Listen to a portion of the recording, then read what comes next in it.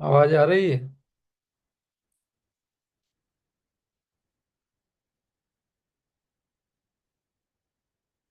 अजय भाई, आवाज आती है।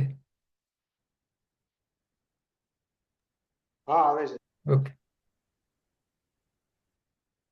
लकुलिश योग यूनिवर्सिटी और विश्वम्य फाउंडेशन की ओर से योगाहार का कोर्स जो चल रहा है उसमें आप सब लोगों का स्वागत है।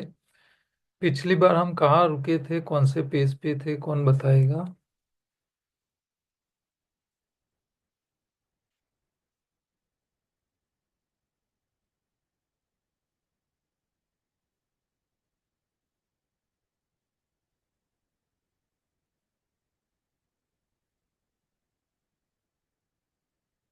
लिखा नहीं है किसी ने? कौन से पेज पे थे हम?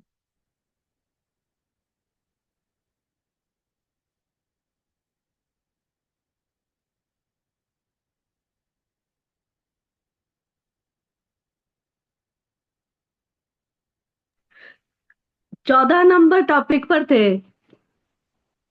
14 नंबर का टॉपिक।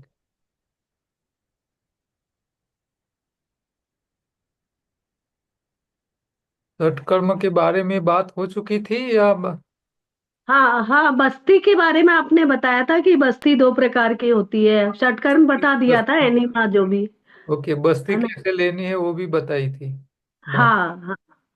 ठीक है। तो हमें आगे बढ़ना है 16 नंबर के ऊपर।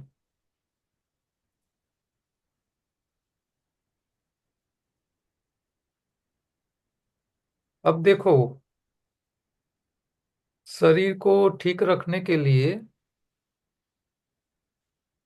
हमारा पाचन तंत्र, जिसमें स्टमक से लेके छोटी आंत से लेके बड़ी आंत तक जो रास्ता है वो करीब 35 फीट लंबा है। तो उसकी हर रोज सफाई हो जानी बहुत आवश्यक है। और आंतों की सफाई उन लोगों को आसानी से रहती है जो लोग चबा चबा करके रस करके खाते हैं। अपने भोजन में फाइबर का प्रमाण ज्यादा रहता है, जिनके भोजन में फाइबर ज्यादा रहते हैं। गेहूं के ग्लूटेन जैसी भोजन में क्वांटिटी कम होती है, गेहूं कम खाते हैं। और अनाज अनाज में फाइबर बहुत कम होते हैं और कार्बोहाइड्रेट सबसे ज्यादा होते हैं। तो जो लोग अनाज ज्यादा खाते हैं, फाइबर कम खाते हैं, चबा के खाते नहीं है, उन लोगों की आंतों में मल चिपका हुआ रहता है और आंतों की दशा इतनी खराब हो जाती है कि बीमारी उसका पीछा नहीं छोड़ती। पहले हमने एक बार आंतों के अंदर जो गंदगी होती है उसके बारे में वीडियो दिखाया था क्या? हाँ, दिखाया था।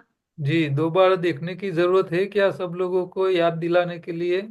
हाँ, दिखा दीजिए, थोड़ा याद हो जाएगा और। हाँ, क्योंकि वो माइंड में रहेगा कि भाई आप चबा के नहीं खाओगे, फाइबर वाला खुराक कम खाओगे, आ, ज्यादा ग्लूटेन वाली गेहूं की आइटम ज्यादा खाओगे तो हालत क्या होगी। तो उसको भी एक बार देख लेते हैं।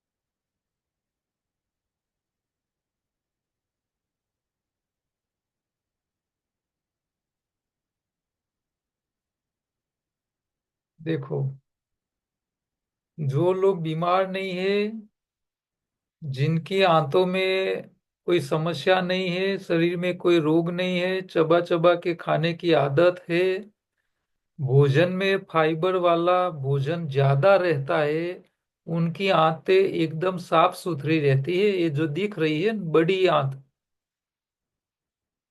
अपनी मुंह की चमड़ी जितनी एकदम साफ सुथरी होती है, जो निरोगी लोग हैं उनकी। ये 35 साल की बहन है, स्किन का प्रॉब्लम है, हेडेक का प्रॉब्लम है। उनकी आंत देखो, ये कब्जियत वाली, कॉन्स्टिपेशन वाली आंतों की दीवारों के ऊपर ऐसा मल चिपका हुआ है, ये गंदगी। जो बीमार है उनकी सारी लोगों की आंतें ऐसी गंदी होती हैं। ये 49 साल के भाई, obesity, diabetes, joint pain, nervousness, आंतों में कीड़े हैं, पेरासाइट, करमिया बोलते हैं गुजराती में। पेशेंट को पता ही नहीं होता है इसकी आंतों में ऐसी गंदगी हो चुकी है।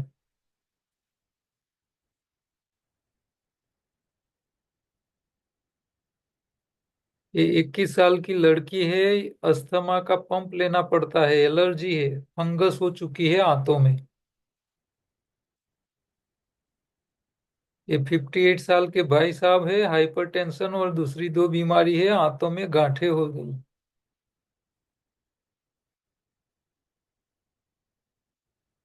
ये 45 साल की बहन है, ब्रेस्ट कैंसर हुआ है, आंत देखिए कितना गंदा।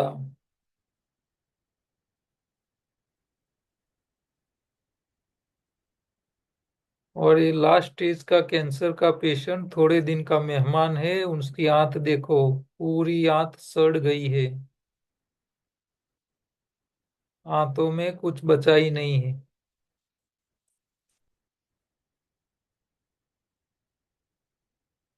तो पाचन तंत्र में इकट्ठा होने वाली गंदगी सारी बीमारी की जड़ है।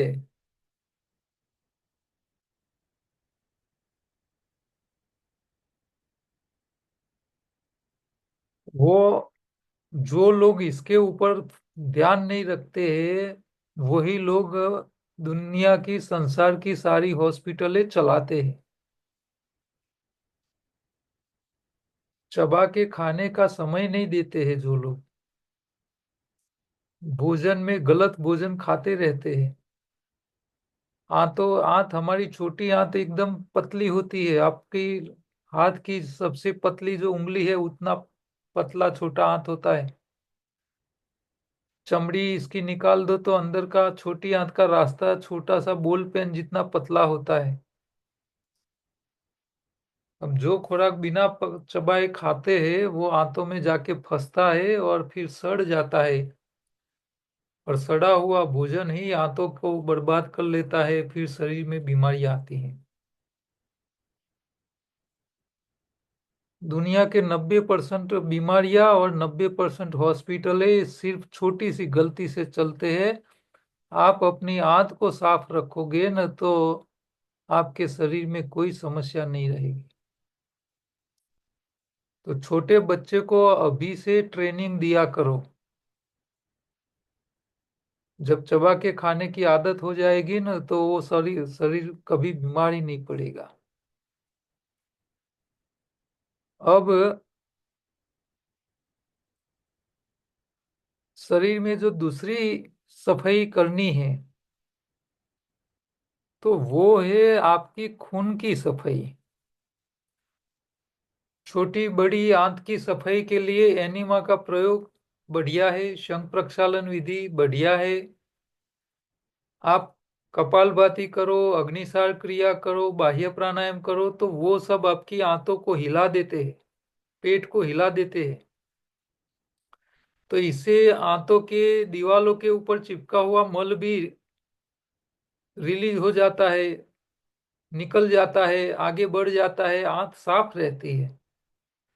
जो लोग पेट को नहीं हिला सकते हैं उन लोगों को तो जीने का कोई मतलब नहीं है। अपने पेट को न हिला सके ऐसे लोगों को तो शरीर में बीमारी घुसेगी घुसेगी घुसेगी। पेट को हिलाने की प्रैक्टिस तो होनी ही चाहिए।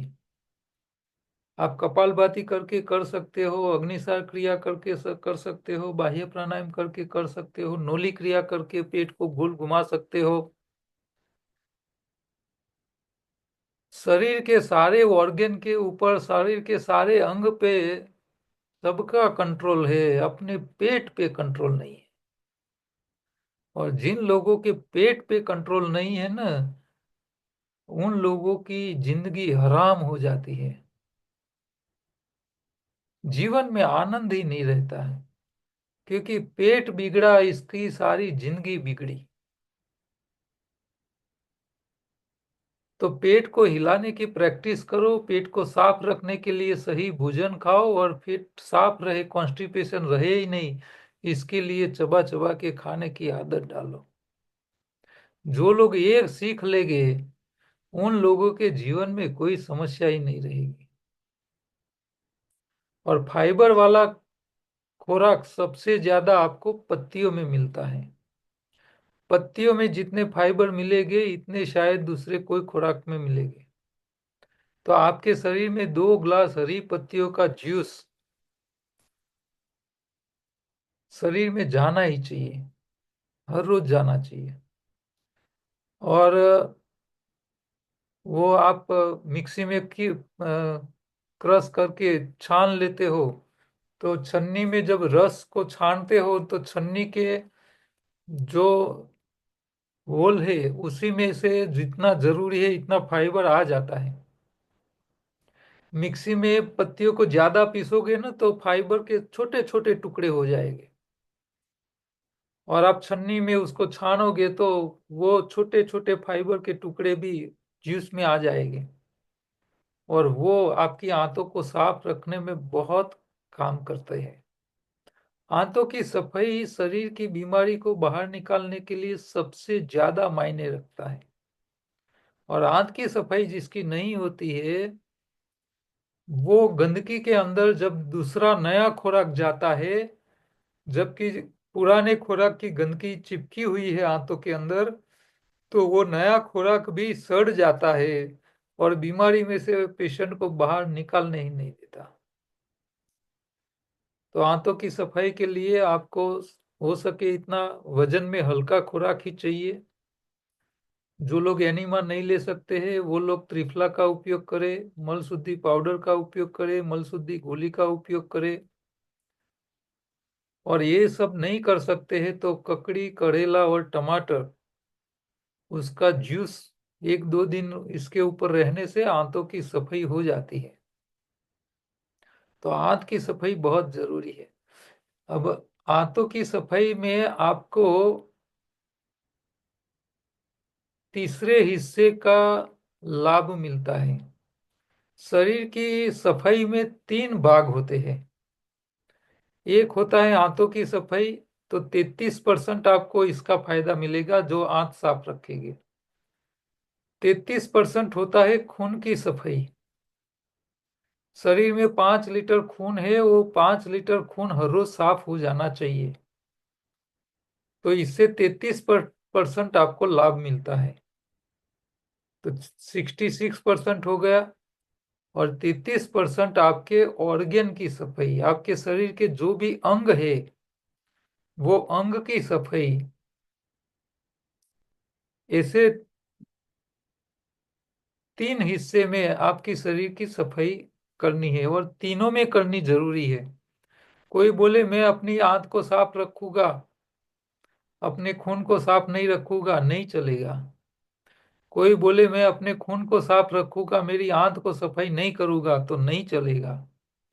कोई बोले मैं अपने आंत को साफ रखूंगा, मेरी खून को साफ रखूंगा, लेकिन मेरे ऑर्गन जो अंग है शरीर के, उसको मैं साफ नहीं रखूंगा, तो भी नहीं चलेगा। आपको तीनों में सफाई का ध्यान रखना पड़ेगा।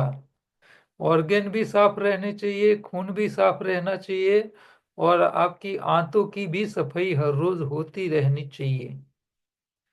तो शरीर में तीनों जगह सफाई करनी है। तो खून की अच्छा। सफाई हम कैसे बता दो करें? भाई। हाँ बोलो। खून पिज्जा की बस बता सफाई, रहा हूँ। बिन मारो पैकेट खाली वो। खून की सफाई समझने से पहले ये समझना है खून बिगड़ता है कैसे। कोई चीज बिगड़ती है, कैसे बिगड़ती है वो पता चल जाए तो आप उसको बिगड़ने से बचा सकते हो। अब कैसे बिगड़ता है वही पता नहीं है तो फिर सफाई कर करके थक जाओगे। कौन आके बिगाड़ रहा है आपको पता नहीं चलेगा तो क्या होगा। हाँ, आप घर में कचरा लगा रहे हो, बाहर के पड़ोसी आप जैसे आगे पीछे होते हो, बाहर वाला कोई अंदर आके कचरा डाल देता है, आप दोबारा सफाई करते हो, फिर आप आगे पीछे हो जाते हो तो वो दूसरी बार आपके घर के अंदर गंदगी कर लेगा। तो वो जितनी बार गंदगी करेगा इतनी बार आप सफाई करोगे या बिगा गंदगी करने वाले को पकड़ने का काम करोगे। आसान क्या रहेगा। जितनी बार वो गंदा करके जाए तो आप साफ करते रहोगे या फिर उसको पकड़ के गंदा करने से रोकोगे। क्या करेंगे हम। रोकेंगे। हाँ, तो रोकना जरूरी है। वो आके बिगाड़ता रहे और आप साफ करते रहो तो पूरी जिंदगी सफाई में ही जाएगी आपकी। तो हमारे खून में जो कचरा आता है वो कहाँ से आता है, वो समझ में आ जाए तो कचरा आने से बंद कर लो, रोक लो, तो उसकी सफाई के लिए जरूरत पड़े ही नहीं। गंदगी नहीं होनी चाहिए। तो खून बिगड़ता क्यों है। तो पहले आपको खून की कार्य प्रणाली को समझना पड़ेगा। भगवान ने खून क्यों बनाया है, उसका काम क्या है। तो आपके शरीर को चलाने के लिए जो शक्ति चाहिए वो आप खुराक के रास्ते शरीर को देते हैं। खुराक अपने मुंह से अन्न नली से लेके जठर में जाता है, जठर से वो खुराक छोटी आंत में जाता है और छोटी आंत में से खुराक डाइजेस्ट होके खून में जाता है। तो डाइजेशन होने से पहले खुराक को लिक्विड बनाया जाता है, शरीर उसको लिक्विड बनाता है। आप रोटी खाते हो, लिक्विड नहीं खा रहे हो। लेकिन शरीर क्या करता है, जठर में जाता है तो जठर में रस छोड़ता है शरीर, उसको लिक्विड कर लेता है और लिक्विड होके छोटी आंत में जाता है और वो लिक्विड छोटी आंत से खून में जाता है। अब जितना खुराक लिक्विड हो गया है वो खून में चला जाता है। जो खुराक लिक्विड नहीं बन पाता है और जो कचरा है, फाइबर है, वो खून में शोषित नहीं हो सकते। तो वो कचरा छोटी आंत से बड़ी आंत में जाता है और बड़ी आंत से मल मार्गे रास्ते निकल जाता है। लेकिन जो खुराक लिक्विड होके आपके खून में चला गया, वो खुराक का काम क्या है, आपके शरीर को जिंदा रखने का काम करता है। आपके शरीर के हर एक ऑर्गेन को, हर एक सेल को जो कैलोरी चाहिए वो कैलोरी आपका खून प्रोवाइड करता है, वो लिक्विड के रूप में हर जगह जाता है। तो हर एक सेल को, हर एक टिश्यू को, हर एक ऑर्गेन को कैलोरी चाहिए और कैलोरी पहुंचाने का जरिया क्या है, खून, आपका लिक्विड ब्लड। तो कैलोरी पहुंचाने का काम करता है आपका ब्लड। अच्छा, कैलोरी के साथ साथ मान लो आपने आलू खाया, रोटी खाई, चावल खाया तो कार्बोहाइड्रेट्स क्या है, कैलोरी है। आपने कोई दालें खाई तो प्रोटीन क्या है, तो वो भी कैलोरी है। आपने चर्बी खाई तो वो भी कैलोरी है। तो ये सब कैलोरी के रूप में खुराक खून में जाता है और वो खून घूमता हुआ शरीर के एक एक ऑर्गेन तक जाता है। अब ये कैलोरी आपके सेल, आपके टिश्यू, आपके जो मसल्स है वो कैलोरी को सीधे सीधा खा नहीं सकते, उसका कर चर्बी कैलोरी में, खुराक का कैलोरी में डायरेक्ट कन्वर्जन नहीं हो सकता। वो खुराक को जलाना पड़ता है। आप गाड़ी में पेट्रोल डालो तो पेट्रोल जब तक इंजन में जाके जलता नहीं है ना तब तक गाड़ी नहीं चल सकती, उसको जलाना पड़ता है। ट्रेन के अंदर कोयला बढ़ने से गाड़ी चलती नहीं, कोयले को इंजन के अंदर जलाना पड़ता है तब जाके गाड़ी चल सकती है।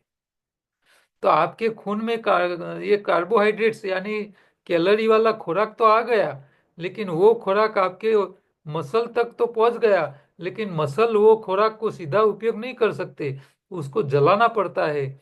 और जलाने से उसकी जो शक्ति मिलती है वो शक्ति का उपयोग वो काम में खर्च हो जाता है। अब शरीर में कोई भी जगह कोई भी चीज को जलानी जरूरत पड़ी तो जलाने के लिए क्या चाहिए? ऑक्सीजन। ऑक्सीजन के बिना तो कोई चीज जलती नहीं है। अब आपके सेल को जिंदा रहने के लिए ग्लूकोज चाहिए, ग्लूकोज तो खून ने पहुंचा दिया, लेकिन वो ग्लूकोज जब तक वो ऑक्सीजन की हाजिरी में जलता नहीं तब तक उसकी कैलोरी काम में नहीं आ सकती। तो आपके हर सेल तक, हर टिश्यू तक, हर मसल्स तक ऑक्सीजन भी पहुंचाना पड़ता है। अब आप नाक से ऑक्सीजन तो लेते हो, लेकिन वो ऑक्सीजन जाता कहाँ है? फेफड़ों तक। तो फेफड़ों से ऑक्सीजन को पकड़ के आपके खून में घूमता हुआ जो क्लोरो हीमोग्लोबिन है, वो हीमोग्लोबिन ऑक्सीजन को पकड़ता है, और वो हीमोग्लोबिन खून में घूमता हुआ शरीर के एक एक सेल, एक एक टिश्यू, एक एक मसल तक ले जाता है और वहां ऑक्सीजन पहुंचाता है।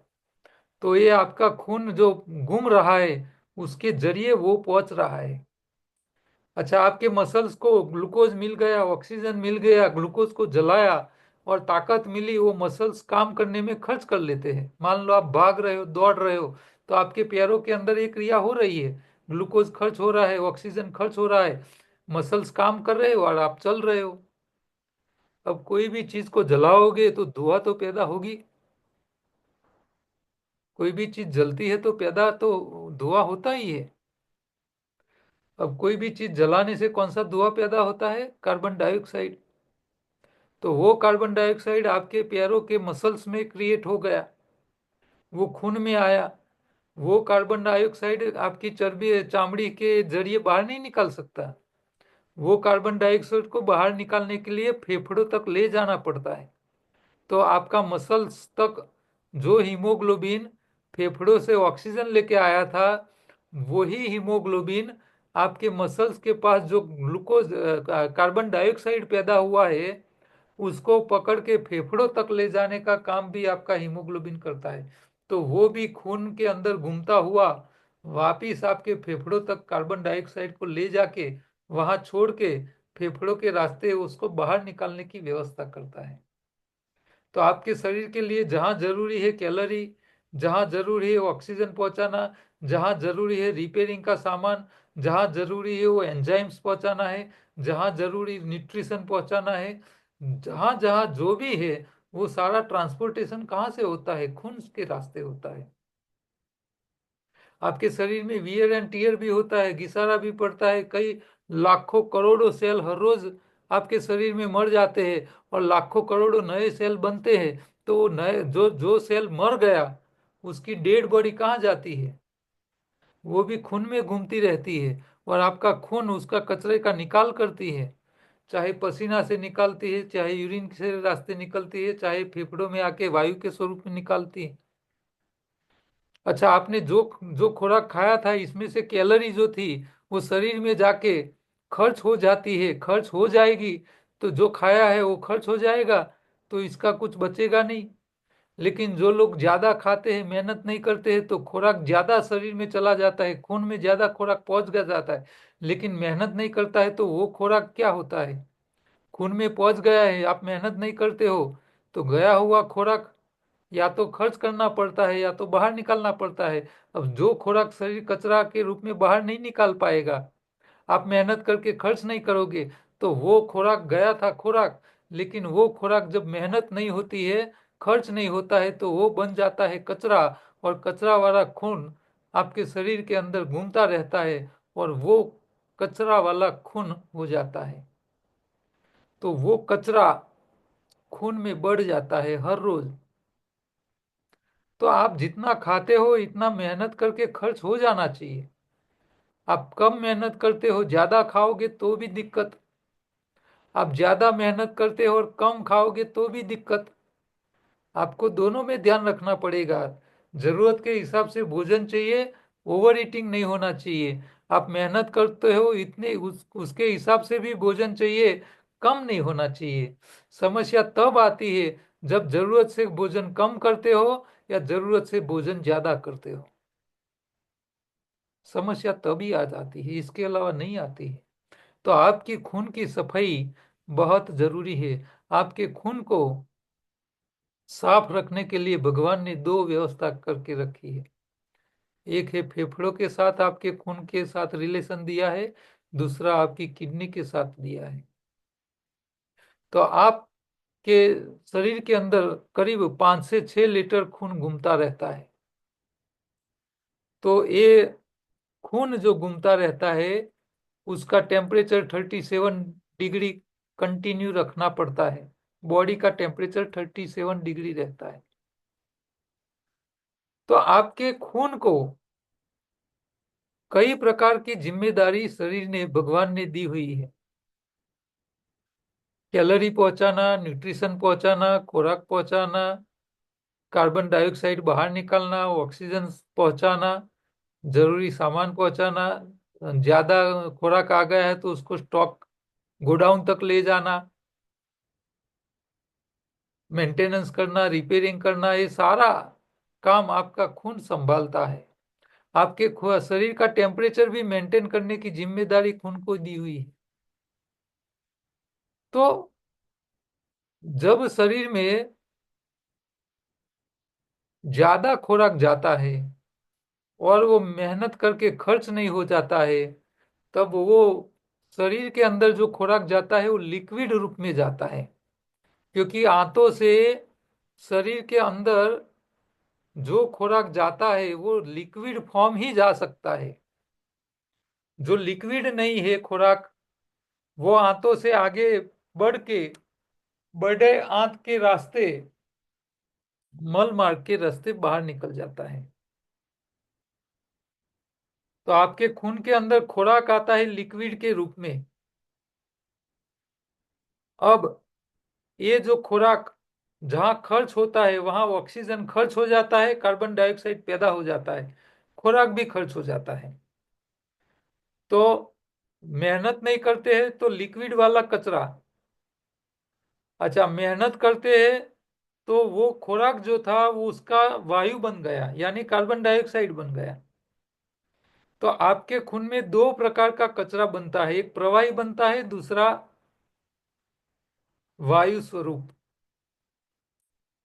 मान लो आप दौड़ने गए तो आपके पैर काम करते हैं, तो आपने जो खुराक खाया है, जो खून में पहुंचा है, वो खुराक आपके पैरों में जाके खर्च होने लगता है।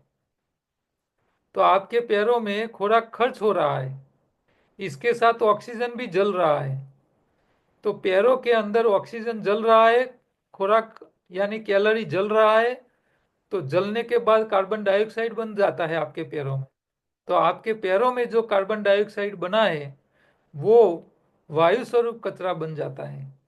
तो वो कचरा आपके खून में घूमता हुआ आपके फेफड़ों तक आता है। तो आपके फेफड़ों से आप जो कचरा निकाल रहे हो, वायु स्वरूप कचरा निकाल रहे हो, स्वास्थ्य में बाहर क्या निकाल रहे हो? Carbon dioxide. तो आप आपके खून का कार्बन डाइऑक्साइड या रूपी वायु स्वरूप कचरा आप निकाल रहे हो फेफड़ों से। जो प्रवाही कचरा है शरीर में बचा हुआ, वो कचरे को बाहर निकालने के दो रास्ते होते हैं। शरीर ने भगवान ने दो रास्ते दिए हुए हैं। एक है यूरिन के रास्ते कचरा निकालना, और खून में से प्रवाही स्वरूप कचरा बाहर निकालने के लिए भगवान ने दो किडनियां दी हुई है। ये दो किडनियां जो होती है, वो दो किडनियां भगवान ने जब दी तो किडनी को भगवान ने बोल के भेजा था क्या, कि तेरा मकान मालिक कितना भी खा खा करके शरीर में कचरा बढ़ा दे, लेकिन तुमको तुम्हारे दो हाथ से हो सके इतना ही कचरा निकालने का।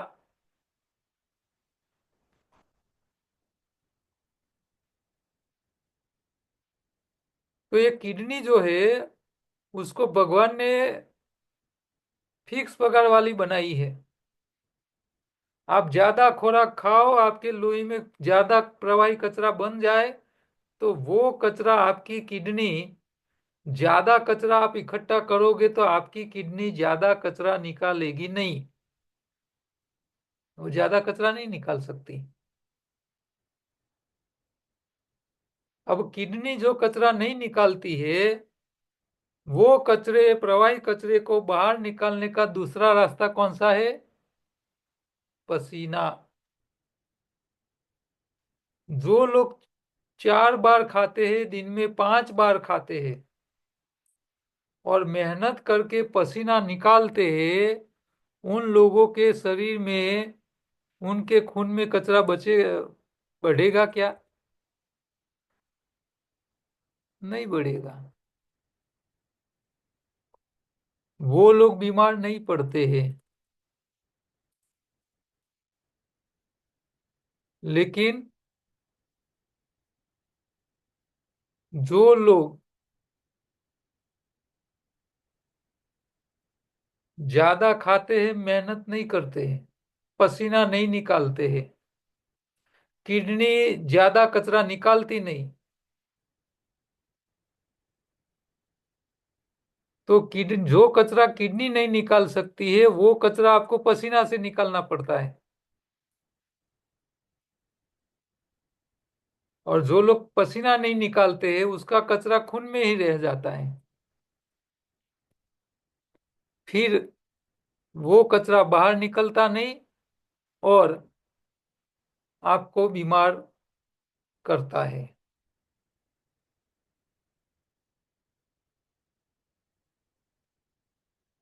तो यहाँ आपको ध्यान क्या रखना है कि आप जितनी मेहनत करते हो उसके हिसाब से भोजन करो।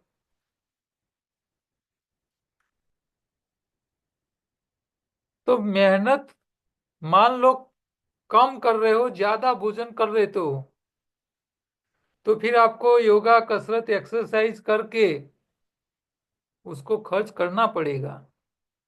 नहीं करोगे तो फिर वो कचरा बन जाएगा, आपके खून में घूमने लगेगा कचरा।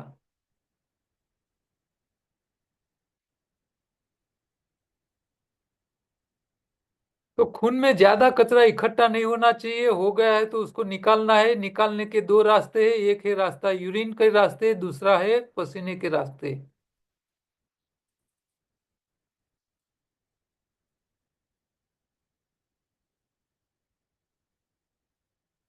दो रास्ते से ही कचरा निकल सकता है।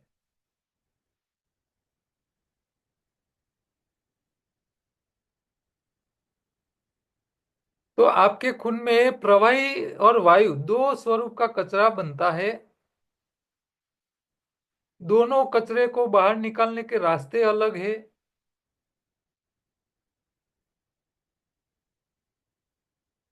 जो खुराक आपके शरीर में जाता है वो समय पे उसका इस्तेमाल हो जाना चाहिए। समय पे इस्तेमाल नहीं होगा तो भी वो कचरा बन जाता है। और जो खुराक आप पका के खाते हो, तो पकाया खुराक तो जल्दी सड़ जाता है, कच्चा खुराक इतना जल्दी नहीं सड़ता है। तो आपके शरीर में जो खुराक जाता है, पकाया हुआ भोजन जाएगा तो जल्दी सड़ जाएगा।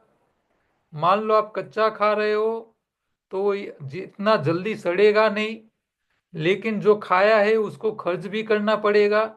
खर्च नहीं करोगे तो फिर बाद में वो भी कचरा बन जाएगा। वो कचरा आपके खून में बढ़ता जाएगा। वो कचरा वाला खून आपके शरीर में घूमता रहेगा। आपका शरीर का खून घूमता हुआ शरीर के एक एक ऑर्गेन में जाएगा, और हर ऑर्गेन में वो कचरा जमने लगेगा। जो कचरा खून अपने ऑर्गेन में जमता है, और जो ऑर्गेन में जैसा कचरा जमता है, इस प्रकार की शरीर में बीमारी आती है। मान लो आपकी किडनी में कचरा जमा होने लगा तो आपकी किडनी में स्टोन हो जाता है। आपके लीवर में कचरा जमने लगा तो आपको फैटी लीवर हो जाता है। आपके पेंक्रियाज में कचरा जमा हो गया तो आपको डायबिटीज की बीमारी हो जाती है। आपके थायराइड ग्रंथि में कचरा जमा हो गया तो आपको थायराइड का रोग हो जाता है। आपके हृदय में कचरा इकट्ठा हो गया तो आपको हृदय में ब्लॉकेज हो जाता है, हार्ट अटैक आ जाता है। और आपके मगज में कचरा इकट्ठा हो जाता है तो लोगों के साथ झगड़ा शुरू हो जाता है। तो शरीर में समस्या के पीछे जिम्मेदार क्या है? कचरा। कचरा क्यों बढ़ जाता है? कि आप जरूरत से ज्यादा खा जाते हो। जरूरत से ज्यादा क्यों खा जाते हैं? क्योंकि आप बिना चबाए खाते हो। जो लोग चबा चबा के रस करके खाते हैं उनके पेट में आधी मुंह की सलाइवा जाती है, आधा ही खुराक जाता है।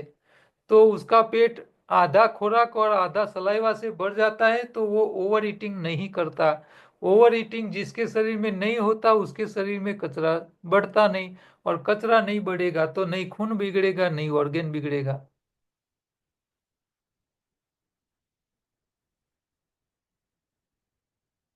तो बिना चबाए खाने वाले को सबसे ज्यादा जोखिम है।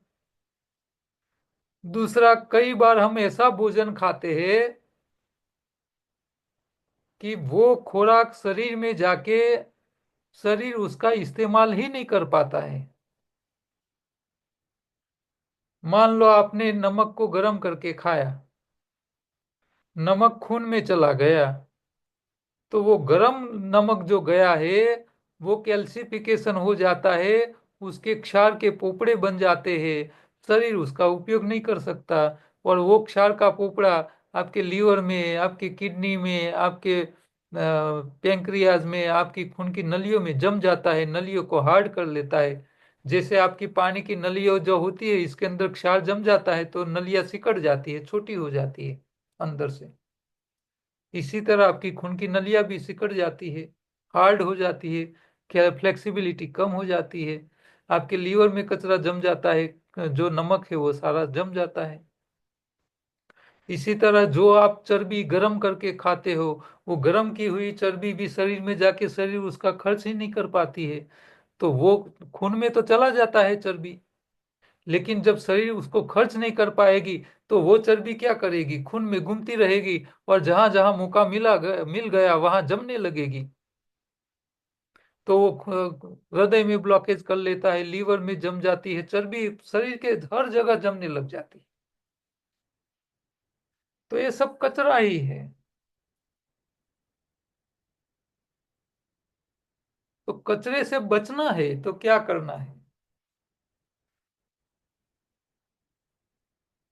तीसरा समस्या क्या होती है कि हम तीनों टाइम पकाया भोजन खाते हैं। पकाया भोजन बाहर खाने के टाइम भी सड़ने लगता है। जैसे भोजन ठंडा हो गया, एटमॉस्फेयर टेम्परेचर में आ गया, वातावरण के टेम्परेचर में आ गया, तो हवा के बैक्टीरिया अंदर घुस जाते हैं, उसको सड़न शुरू कर लेते हैं। और ये सड़न वाले बैक्टीरिया के साथ हम भोजन करते हैं तो शरीर में जाके भी वो कचरा बनाना शुरू कर लेते हैं। और वो कचरा बैक्टीरिया खून में भी पहुंच जाते हैं और वो बैक्टीरिया खुराक को खा खा करके वायु भी बढ़ाते हैं। तो आपके खून में वायु का कचरा भी बढ़ने लगता है, इन्फ्लेमेशन होने लगता है, सूजन आने लगती है, पेन होने लगता है। शरीर में जहां जहां जब भी पेन होता है वो इन्फ्लेमेशन के कारण ही होता है। वायु खून में जब बढ़ता है तभी सूजन आती है, तभी सोजा आता है, तभी पेन होता है। बिना इन्फ्लेमेशन कहीं पेन नहीं होता।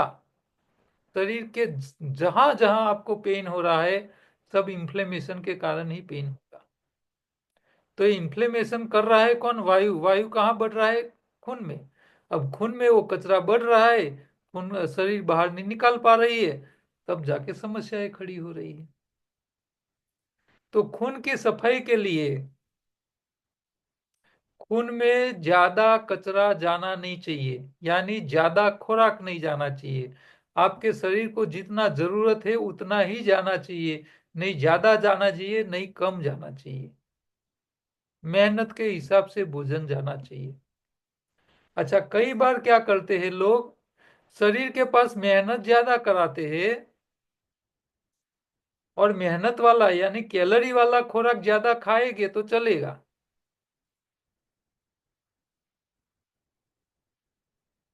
तो जितना मेहनत किया उतनी कैलोरी शरीर को मिल गई, सामने आमने सामने खर्च हो गई, खत्म बात।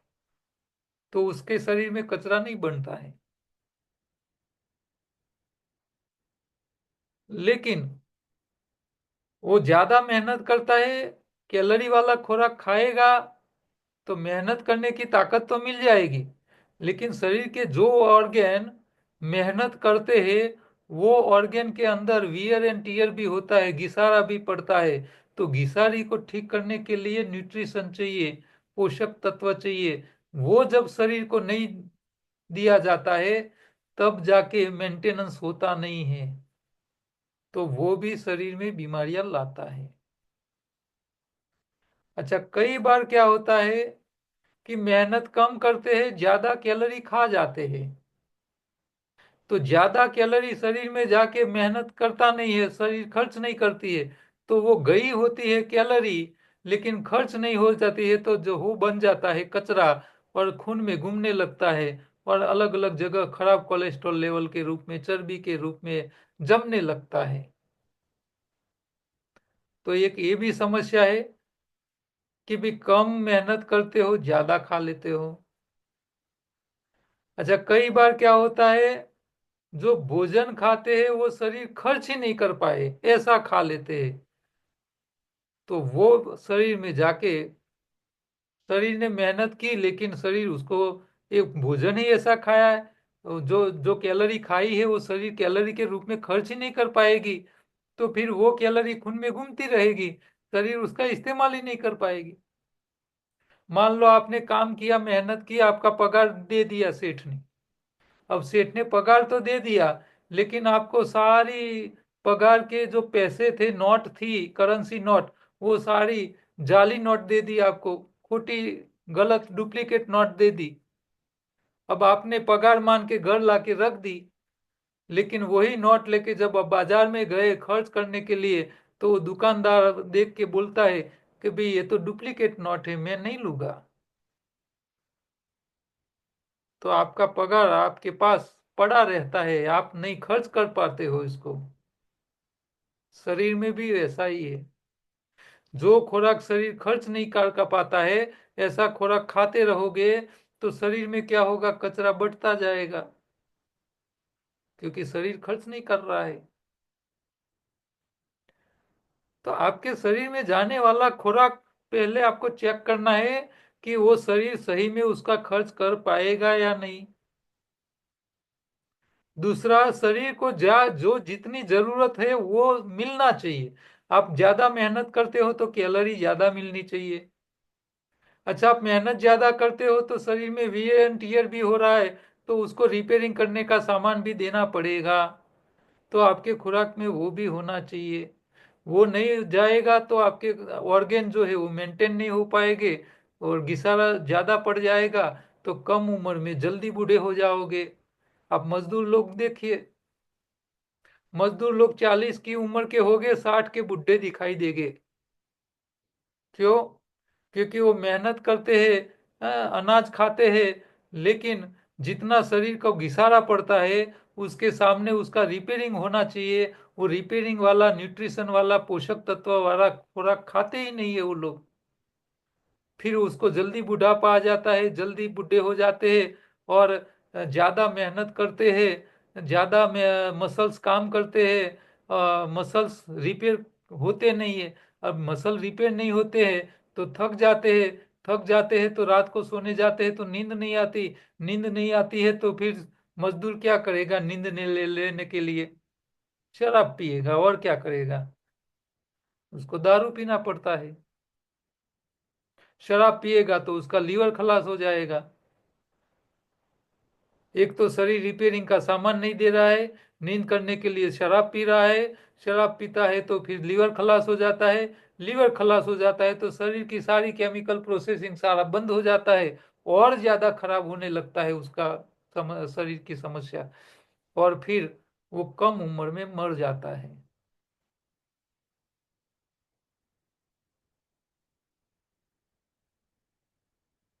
तो हमारा खून साफ सुथरा रहे, इसके लिए सही खुराक होना चाहिए, सही क्वांटिटी में होना चाहिए, सही प्रकार का खुराक जाना चाहिए। अब खून की सफाई के लिए क्या करोगे? ज्यादा कचरा इकट्ठा हो गया खून में। अब ये कचरा ज्यादा इकट्ठा हो जाता है ना, तो वो दो प्रकार की समस्या लाता है। मान लो आपने ऐसा खुराक खा लिया जो शरीर खर्च नहीं कर पा रहा है, तो वो खुराक, इसमें ज्यादातर नमक और चर्बी, वो हर ऑर्गन में ब्लॉकेज करता है। तो वो समस्याएं ऑर्गन को बिगाड़ने का काम करते हैं। नमक और चर्बी दोनों जो गर्म होकर शरीर में जाते हैं, वो शरीर के ऑर्गन को बिगाड़ते हैं। अच्छा, जो खुराक सड़ गया है, सड़ जाए ऐसा खुराक ज्यादा खा रहे हो आप जो खुराक खा रहे हो, इसमें ज्यादातर कार्बोहाइड्रेट्स होता है, प्रोटीन होता है, चर्बी होती है और पोषक तत्व होते हैं। इसमें सबसे जल्दी सड़ जाने वाला खुराक कौन सा है? कौन बताएगा? कार्बोहाइड्रेट। नहीं। नहीं।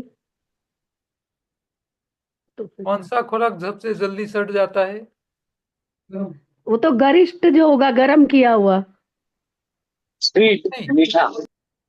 नहीं, नहीं, यहाँ मैं आपको क्या बोला, एक कार्बोहाइड्रेट है, एक आपके पास चर्बी है, एक आपके पास प्रोटीन है। वो ज्यादातर वही खुराक खाते हैं, तो इसमें सबसे जल्दी कौन सा खुराक सड़ जाता है? चर्बी वाला। चर्बी। चर्बी वाला नहीं। चर्बी सड़ जाते हैं तो आपके घर में तेल के डब्बे एक एक साल के लिए क्यों भर के रखते हो? अनाज जल्दी सड़ जाता तो आप अनाज के कोठार क्यों भर के रखते हो?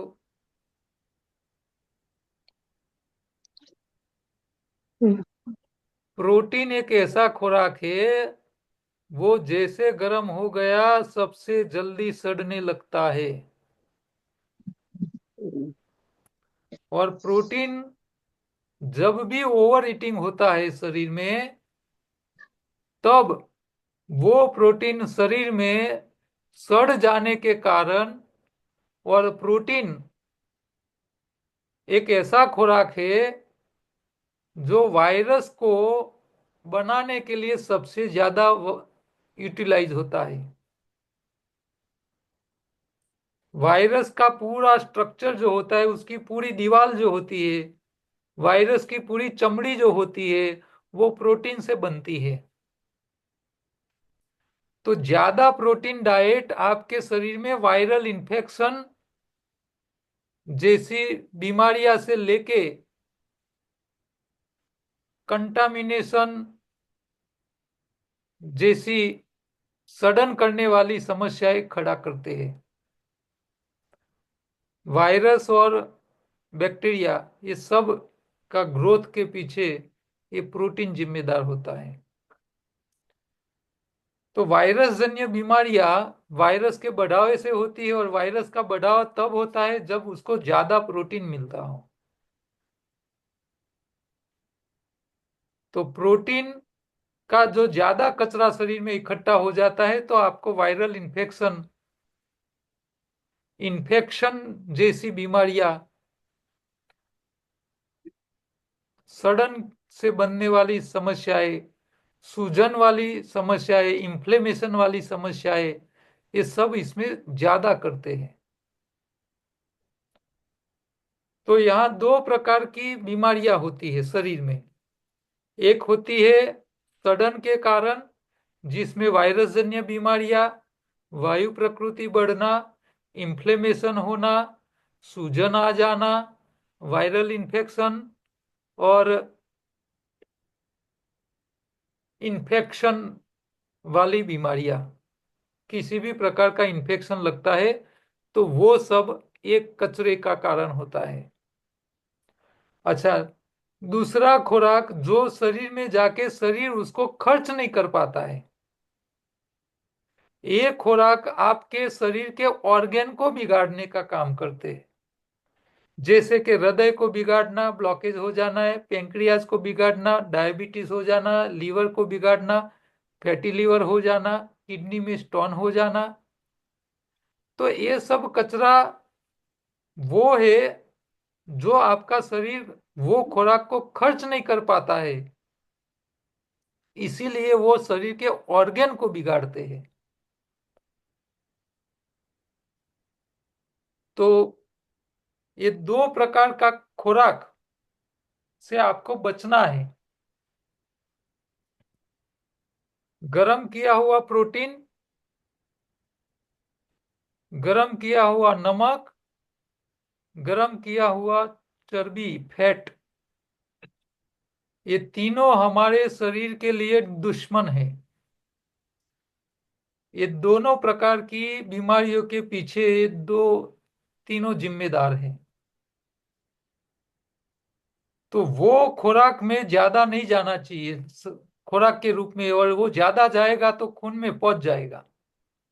और एक बार जो खून में चला गया, या तो उसको मेहनत करके खर्च करना पड़ता है, और नहीं किया तो वो आपको फंसाएगा।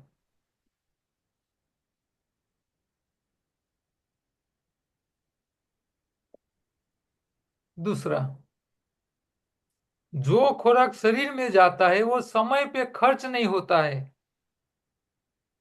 तो शरीर की गर्मी में पड़ा पड़ा और सड़ने लगता है। तो वो समय पे खर्च हो जाए वो भी जरूरी है।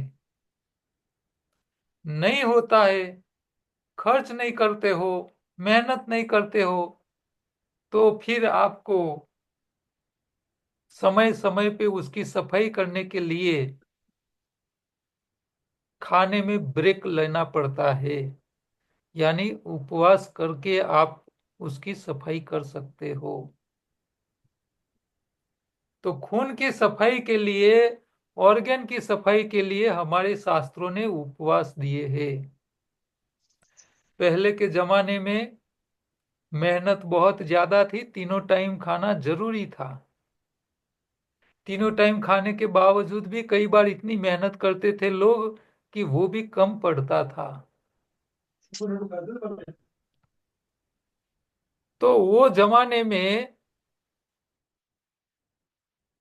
हफ्ता 10-10, 15-15 दिन कंटिन्यू खाना खाया जाता था, और शरीर में 15 दिन ज्यादा खा खा करके मान लो जो कोई थोड़ा कचरा बच गया, तो वो कचरा निकालने के लिए हर 15 दिन में एक उपवास करने की व्यवस्था हमारे शास्त्रों ने, सनातन धर्म ने की थी। कोई कोई लोग एकादशी कर लेता, कोई पूनम का करता, कोई वार त्योहार का उपवास कर लेते। तो वो शरीर की सफाई के लिए एक व्यवस्था थी। लेकिन उस जमाने में तीनों टाइम खाना कंपलसरी था, जरूरी थी, क्योंकि इतनी मेहनत थी। मेहनत करके वो जो खाते थे वो उसको खर्च कर लेते थे। लेकिन अभी तो जमाना बहुत एडवांस हो चुका है, मेहनत है नहीं। तो हम अब 3 बार खाते हैं तो क्या होगा? 3 बार खाओगे तो मेहनत नहीं करोगे तो फिर शरीर में कचरा बचने लगेगा, कचरा बढ़ने लगेगा। तो वो कचरा बीमार पाड़ेगा ही आपको। तो अब जो लोग मेहनत नहीं करते हैं, जो लोग बीमार हैं, उन लोगों को अपने खून की सफाई के लिए हर रोज खून की सफाई होती रहे, इसके लिए तीनों टाइम खाना नहीं चाहिए। एक बार खाना छोड़ देना चाहिए, यानी 16 घंटे का उपवास करना चाहिए। इंटरमीडिएट फास्टिंग कहते हैं उसको। इससे क्या होगा कि आप 16 घंटा कुछ नहीं खाओगे, 8 घंटे के बीच में खाओगे। तो 16 घंटे के उपवास से आपकी खून की सफाई हो जाएगी, आपकी आंतों की सफाई हो जाएगी, बीमारी में राहत शुरू हो जाएगी, और बीमार नहीं है तो कभी बीमार पड़ोगे नहीं। एक टाइम का उपवास बहुत जरूरी है।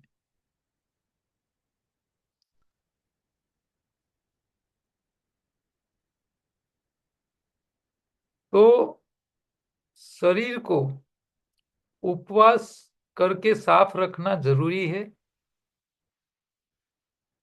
उपवास करके शरीर को साफ रखने के लिए कौन सा समय हमारे लिए अच्छा रहेगा, उपवास का टाइम, ये भी समझना बहुत जरूरी है।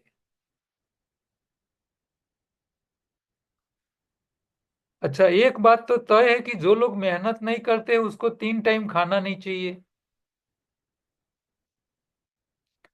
जो लोग 5 बार खाते हैं, पसीना निकालते हैं मजदूरी करके, उनके लिए कोई दिक्कत नहीं है, क्योंकि जो खुराक खाया है उसका बचा हुआ कचरा या तो यूरिन से निकल जाएगा, नहीं निकला है तो पसीने से निकल जाएगा। खून साफ होता रहता है मेहनत करने वालों का। लेकिन शहर में रहने वाले मेहनत नहीं करते हैं, बीमार रहने वाले मेहनत नहीं करते हैं, वो पसीना निकालते नहीं है। अब आप 3 बार खाओगे, पसीना से कचरा निकालोगे नहीं, तो खून में कचरा बढ़ जाएगा।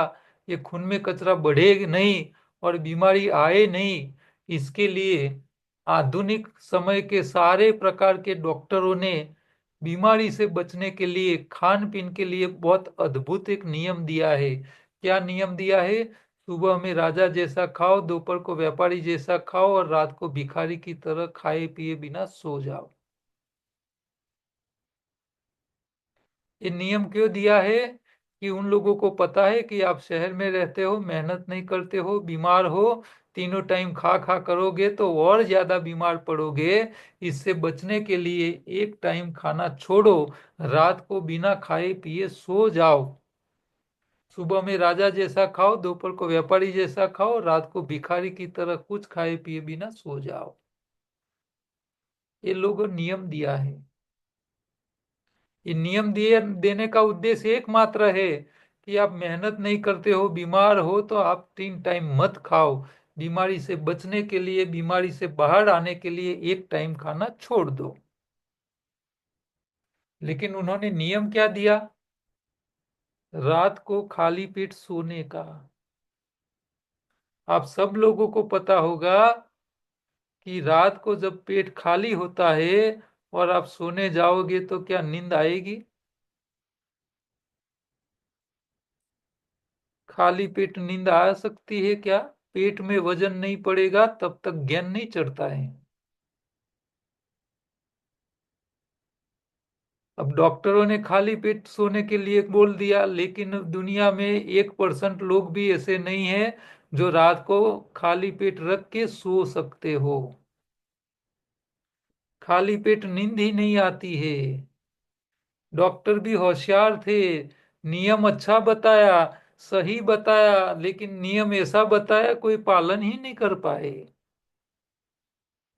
सुबह में राजा जैसा खाने के लिए बोला, सब लोग राजा जैसा नाश्ता कर लेते हैं, दोपहर को व्यापारी जैसा भी खा लेते हैं, लेकिन रात को डॉक्टर को याद ही नहीं करते हैं और दबा के खा के सो जाते हैं।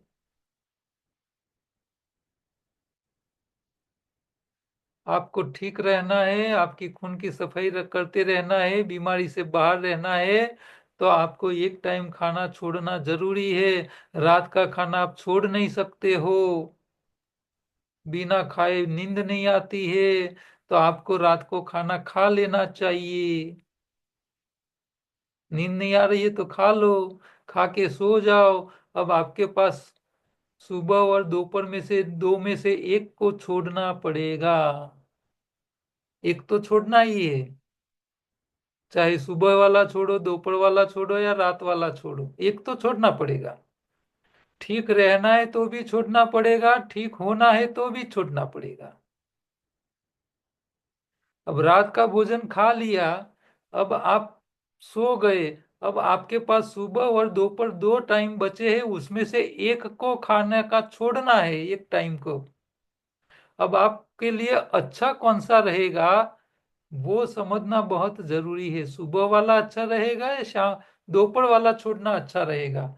दोनों में से हमारे लिए फायदा कौन करेगा उसको समझ लेना जरूरी है। अब मान लो आपने रात का खाना खाया, खाना खा के सो गए। अच्छा, खाना खा के सो ही जाना चाहिए, लेकिन डॉक्टर आपको और उल्लू बनाते हैं, भोजन करके वॉकिंग के लिए जाओ। हम कहते हैं भोजन करो और सो जाओ, डॉक्टर कहते हैं भोजन करो वॉकिंग के लिए जाओ। और ज्यादातर लोग वॉकिंग के लिए ही जाते हैं भोजन के बाद। और जितने लोग भोजन के बाद वॉकिंग के लिए जा रहे हैं सारे लोग बीमार हैं, वो कभी ठीक नहीं हो सकते। क्यों नहीं हो सकते वो भी समझ लो। आपने भोजन खाया और वॉकिंग के लिए चल पड़े। अच्छा, आपने भोजन खाया, वो जाएगा कहाँ? जठर में। जठर में जो खुराक गया उसको डाइजेस्ट करने के लिए जठर को ज्यादा पाचक रस बनाने पड़ेंगे या नहीं? चाहिए ना, जठर रस ज्यादा निकालना पड़ेगा। अच्छा, जठर रस बनता कहाँ से है? जठर को जो खून मिलता है ना, वो खून का जितना ज्यादा सप्लाई उतना ज्यादा पाचक रस जठर में बनेगा।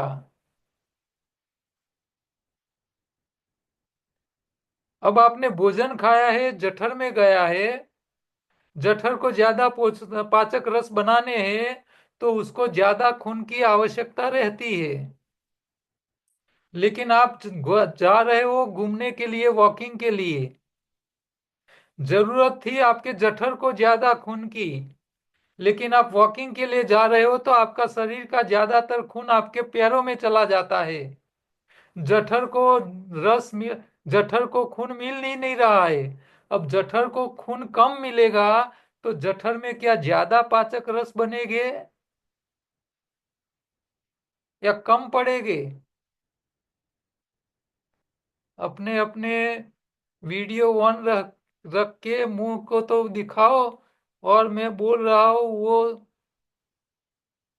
सही है तो ऐसे हिलाओ, गलत लगता है तो ऐसे हिलाओ। हमको तो भी पता चले कि भी आपको समझ आ रही है नहीं आ रही है।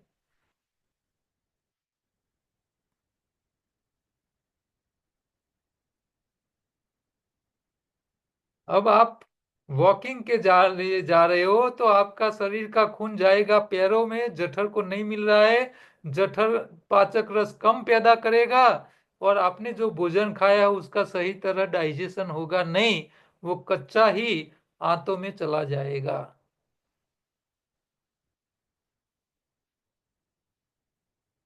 अब आप वॉकिंग के लिए नहीं जा रहे हो, योग वाले कहते हैं आप उल्टे पैर बैठ जाओ वज्रासन में भोजन के बाद। हमारे शरीर का करीब 30 से 35% खून हमारे पैरों में होता है। अब आप भोजन करने के बाद उल्टे पैर बैठ गए तो आपके दोनों पैर एक दूसरे के साथ जुड़ते हैं और एक दूसरे को दबाते हैं।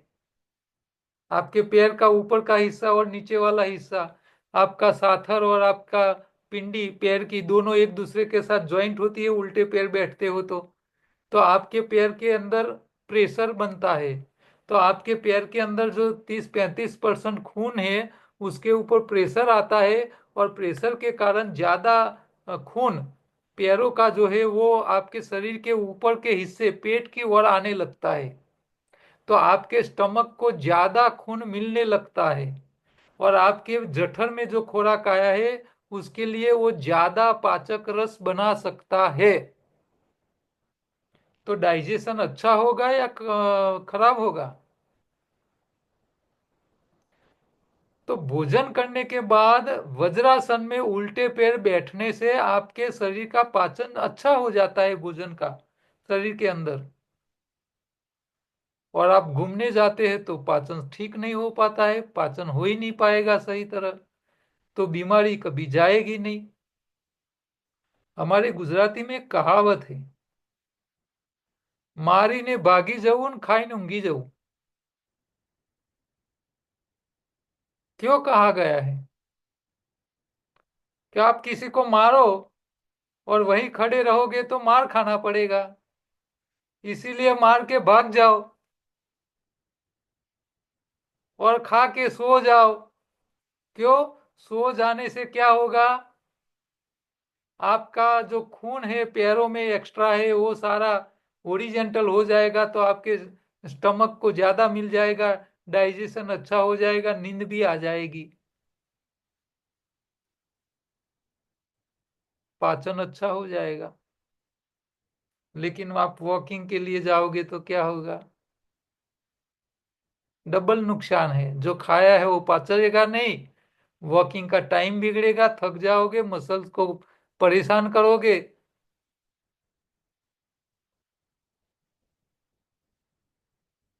डबल नुकसान है।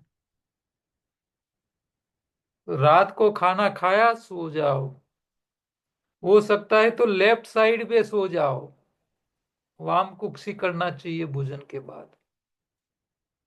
लेफ्ट साइड ही सोना क्यों है? क्योंकि आपका जो स्टमक है वो जठर लेफ्ट साइड होता है, तो लेफ्ट साइड नीचे लटकता रहता है, आपकी अन्ननली और छोटी आंत का रास्ता ऊपर की ओर रहता है। तो जठर में जो रस आता है वो जठर की थैली में लंबे समय तक रुकता है, तो जठर में जो भोजन है वो जल्दी डाइल्यूट हो जाता है, पिघल जाता है, रस हो जाता है, इसीलिए। तो भोजन करने के बाद कभी राइट साइड पे लेटना नहीं चाहिए। अब आपने रात को भोजन किया, भोजन जठर में गया, आप रात को सो गए, जठर से भोजन छोटी आंत में जाएगा, छोटी आंत से भोजन आपके खून में जाएगा, खून में खुराक आ रहा है पूरी रात। आपके शरीर के अंदर 5 लीटर खून है, 5 लीटर खून में आपने 1 किलो भोजन खाया है, उसका खुराक खून में आ रहा है, पूरी रात खुराक खून में आ रहा है। अब जितना खुराक शरीर में जा रहा है, खून में जा रहा है, वो सामने कहाँ खर्च होएगा? आप तो नींद में सोए हुए हो, खुराक खर्च नहीं हो रहा है, खून में खुराक जा रहा है लेकिन सामने खर्च नहीं हो रहा है। पूरी रात खुराक खून में जाता ही रहेगा, खून का खुराक खर्च नहीं हो रहा है, तो पूरी रात खुराक जो खून में गया वो आपके खून को पतला रखेगा या गाढ़ा बना देगा? गाढ़ा ही बन गाढ़ा। जाएगा। जाडू થઈ જાય, લોહી જાડું થઈ જશે। अच्छा, खून गाढ़ा हो जाएगा, लोही जाडू થઈ જાય तो શું થાય? હાર્ટ એટેક આવે। ભગવાનને ખબર હતી આ માણસો હરામીઓ રાતે દબાઈને ખાસી, ખાઈને સૂઈ જશી, સૂઈ જશી એટલે આખી રાત લોહી જાડું થઈ જશે, લોહી જાડું થઈ જશે તો એટેકમાં પતી જશે, માણસ મરી ના જાય એની ધ્યાન રાખી પાછી ભગવાને, માણસ ભૂલો કરે એમાંથી બચવા પાછી ભગવાને વ્યવસ્થા કરી આલી તમને બચાવવા માટે। भगवान ने क्या व्यवस्था की कि जितना खुराक पूरी रात खून में आता है उसमें जितना खून में जरूरत हो उतना ही खून में रखता है, बाकी जितना एक्स्ट्रा खुराक आया वो खुराक खून में से निकाल के उसका डब्बा भर के उसको मालिये में रखने की व्यवस्था भगवान ने रखी है। हमारे शरीर में भी एक मालिया होता है,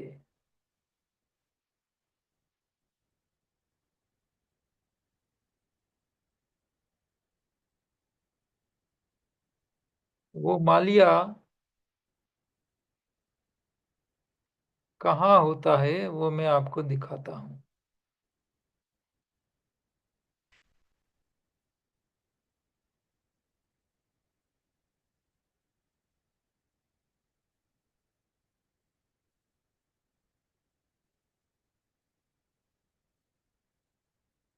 देखो यहाँ जठर दिखाई दे रहा है, छोटी आंत दिखा रही है, छोटी आंत में से खुराक खून में जा रहा है, पूरी रात खुराक खून में आ रहा है, खून का पाचन नहीं हो रहा है, डाइजेस्ट नहीं हो रहा है, तो वो खून गाढ़ा हो जाता है। और खून गाढ़ा हो जाता है तो हार्ट अटैक आ जाता है। हार्ट अटैक में व्यक्ति मर जाएगा। भगवान व्यक्ति को मरने से बचने के लिए व्यवस्था क्या की, जितना खुराक खून में आता है उसमें जितना जरूरत हो इतना रखता है। एक्स्ट्रा खुराक जितना भी खून में आता है उसका डब्बा भर के मालिये में रखने की व्यवस्था भगवान ने की है। मालिया ऊपर होता है नीचे होता है? ऊपर होता है ना।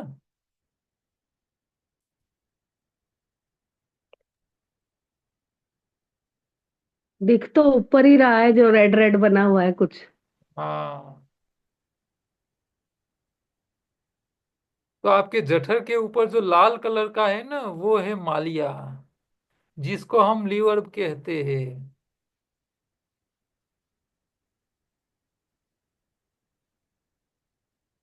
तो ये लीवर जो है वो आपकी बैटरी है शरीर की।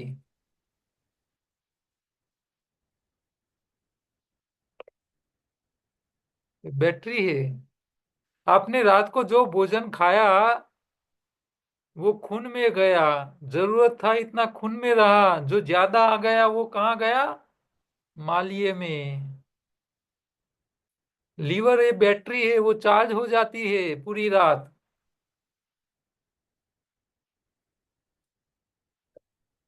अब सुबह में आप उठते हो तब आपका खून गाढ़ा नहीं हो जाता। आप सुबह में हर रोज उठते हो, उसका मतलब क्या हुआ? आपने रात को जो खाया था वो खून में गया, और खून में गया हुआ खुराक मालिये में पहुंच गया। इसीलिए आप सुबह में उठ पाते हो। अच्छा, जिन लोगों का मालिया पहले से चक्का जाम हो, मालिये में ज्यादा खुराक रखने की जगह ही नहीं हो, उन लोगों की हालत क्या होगी? उनका खून पूरी रात गाढ़ा हो जाएगा, ठीक हो जाएगा, आधी रात को अटैक आएगा। आप चेक कर लेना, जितने लोगों को हार्ट अटैक आता है वो रात को 12 बजे से लेके सुबह 5 के बीच में ही आता है। क्यों आता है? क्योंकि रात को दबा के खाया है, उसके लीवर में मालिये में जगह ही नहीं थी, और जो खाया वो खून में पहुंच गया। अब खून के अंदर ज्यादा खुराक इकट्ठा हो गया, वो मालिये में जा नहीं पाया, दूसरी जगह स्टॉक कर नहीं पाया। खून गाढ़ा हो जाता है। खून गाढ़ा हो जाता है तो अटैक आ जाता है।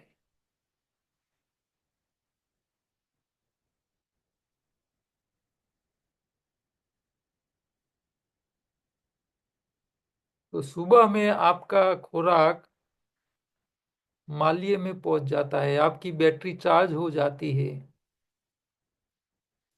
अब आप सुबह में उठते हो, आपकी बैटरी फुल चार्ज। पूरी रात मोबाइल आपने चार्ज करके रखा, आपकी मोबाइल की बैटरी चार्ज हो गई। अब सुबह में उठ के पहले मोबाइल की बैटरी खाली करनी चाहिए या दोबारा चार्जिंग के लिए लगा देना चाहिए? क्या करोगे?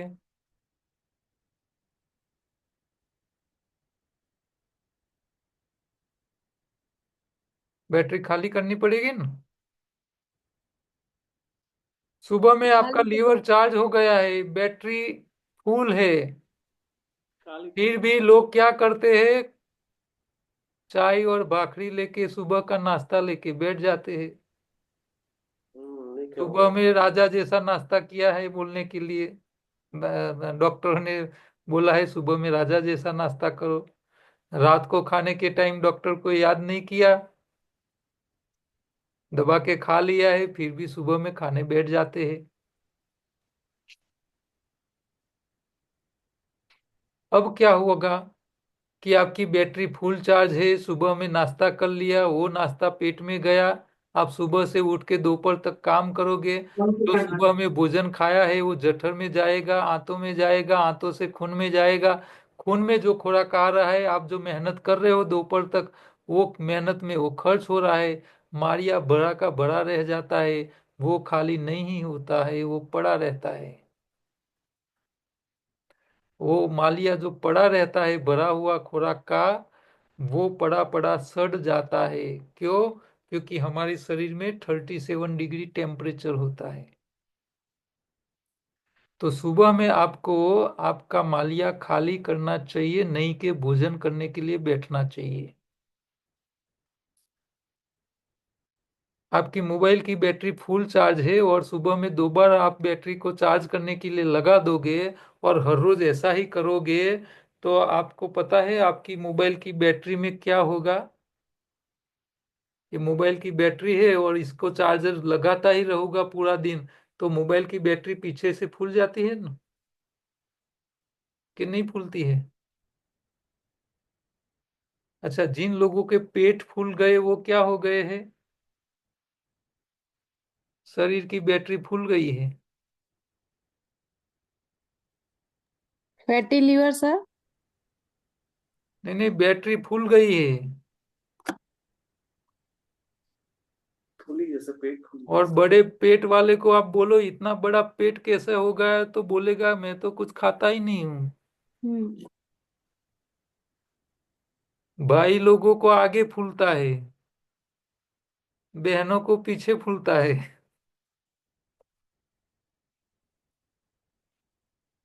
अच्छा, सुबह में आपकी बैटरी फुल चार्ज है तो वो खाली करनी चाहिए, पहले खाली करनी चाहिए। अच्छा, खाली होने का टाइम सबका एक रहेगा, अलग अलग रहेगा?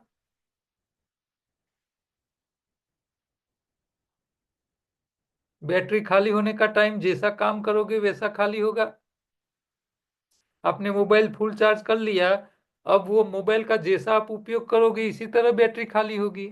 आप डेटा बंद कर लोगे, वीडियो नहीं देखोगे, तो पूरे दिन बैटरी चलेगी। और आपने नेटवर्क चालू कर लिया, डेटा ऑनलाइन कर लिया और वीडियो देखने लगे, तो 2 घंटे में मोबाइल खाली हो जाएगा। इन्हें एक्सरसाइज करे पड़ा। सीधा हिसाब है। तो अब सुबह में आपकी बैटरी खाली है, अरे फुली भरी पड़ी है। अब वो खाली होने का टाइम हर व्यक्ति का अलग अलग रहेगा। मान लो आपने सुबह में 2 घंटा जोरदार मजदूरी की, कसरत की, एक्सरसाइज की, जिम किया, तो आपकी बैटरी सुबह में 9-10 बजे खाली हो जाएगी। या तो सुबह में 5-6 बजे चले जाओगे तो 7-8 बजे खाली हो जाएगी। अब बैटरी खाली हो गई, फिर खाओ, कोई दिक्कत नहीं है। अच्छा, मेरा जैसा व्यक्ति सुबह में घूमने भी नहीं जाता हो, वॉकिंग के लिए नहीं जाता हो, कोई कसरत नहीं करता हो, तो मेरी बैटरी कितने बजे तक चलनी चाहिए? दोपहर तक तो चलेगी, 12-1-2 बजे तक आराम से। अच्छा, अगले दिन शादी में गए हो और 500 रुपया चंदा वसूल करके आए हो, तो बैटरी कितने बजे तक चलेगी? पूरे दिन तक चलेगी। अब ये ध्यान आपको रखना पड़ेगा या आपका डॉक्टर रखेगा? आपकी बैटरी कितने बजे तक चलती है वो ध्यान आपको रखना पड़ेगा।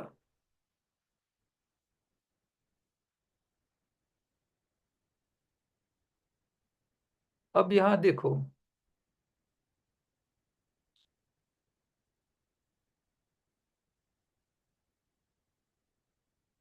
सुबह की बैटरी फुल्ली चार्ज है, फिर भी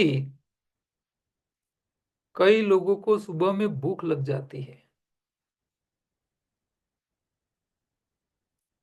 तो वो गलत भूख है। बैटरी फुल्ली चार्ज है तो भूख लगनी चाहिए नहीं। अच्छा, भूख कब लगनी चाहिए? बैटरी खाली होने के टाइम पे लगनी चाहिए या समय पे लगनी चाहिए? बैटरी खाली होने के टाइम पे। लेकिन आपको लग रही है समय पे, तो इस समय वाली भूख आपको मार रही है। ये क्यों लगती है उसको भी हम समझेंगे आगे। अच्छा, आपका सुबह अगले दिन वाला खाया हुआ खुराक सुबह में पहले खाली कर लेना जरूरी है। और नहीं करोगे तो क्या होता है वो भी समझ लो। वो नहीं करोगे खाली, अगले दिन खाया हुआ पहले खाली नहीं करोगे तो क्या होता है, उसकी इफेक्ट क्या होती है, वो भी समझो। अच्छा, आपने एक बात तो मान ली कि पहले सुबह में बैटरी खाली करनी चाहिए फिर नया खाना चाहिए। तो पहले पुराना खाली करो फिर नया खाओ। ये नियम का पालन आप घर में करते हो? मान लो दोपहर को खाना खाने बैठे, एक बार एक कटोरी सब्जी बच गई तो आप फ्रिज में रखते हो। रात को खाने बैठते हो तो दोपहर वाली फ्रिज वाली निकाल के घर वाले को पहला खिलाते हो, ये खा लो फिर नहीं मिलेगी। तो यहाँ आप ध्यान क्या रखते हो, दोपहर वाली पहले खा लो फिर नई खाने को मिलेगी। तो यहाँ नियम का पालन करते हो आप। अच्छा, आप मार्केट से नई सब्जी लाके घर आते हो, तो घर आके क्या पहले नई मार्केट से लाई सब्जी खर्च करते हो या पुरानी वाली खर्च करते हो? तो वहां भी आप ध्यान रखते हो पहले पुरानी वाली खर्च करो फिर नई खर्च करोगे। लेकिन ये नियम का पालन आप शरीर में नहीं करते हो।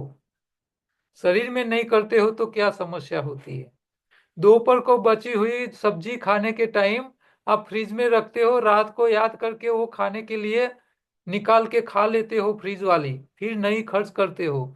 मान लो आप रात को दोपहर वाली सब्जी फ्रिज में रखी हुई रात को खानी थी, लेकिन आप कोई अवसर प्रसंग में भोजन करने के लिए चले गए, दोपहर वाली सब्जी फ्रिज में पड़ी रही, रात को वो खर्च नहीं हुई, दूसरे दिन सुबह में आपने फ्रिज में देखा, तो आप क्या करोगे, वो सब्जी निकाल के डस्टबिन में डाल देते हो। अगले दिन वाली सब्जी आप डस्टबिन में फेंक देते हो। क्यों फेंक देते हो? खराब हो गई।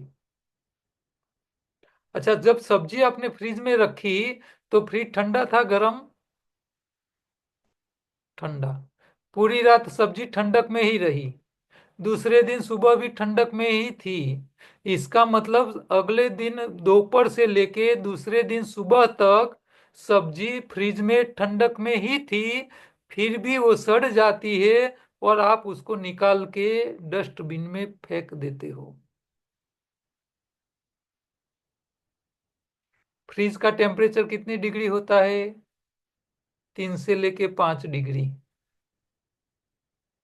अच्छा, जब आपने दोपहर को सब्जी खाई तो वो पेट में गई, बची हुई फ्रिज में रखी।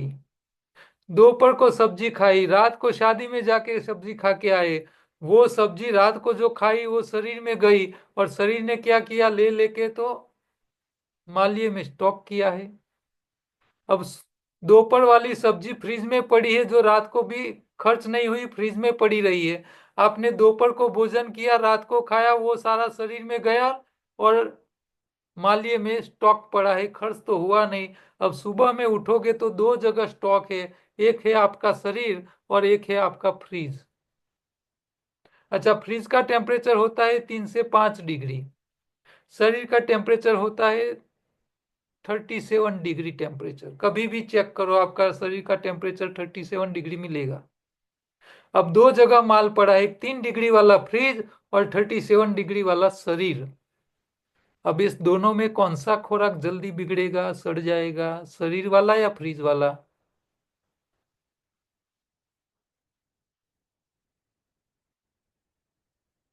कौन सा सड़ेगा? शरीर वाला। शरीर वाला। शरीर वाला। बस लोग यही समझ नहीं सकते हैं। फ्रिज में पड़ी हुई सब्जी का ध्यान रखते हैं, पेट में पड़ी हुई, शरीर में पड़ी हुई सब्जी अगले दिन वाली जो पेट की गर्मी में पड़ी पड़ी सड़ रही है, उसको खाली करने का कोई ध्यान नहीं रखता है। ये बीमारियां इसी कारण आती है।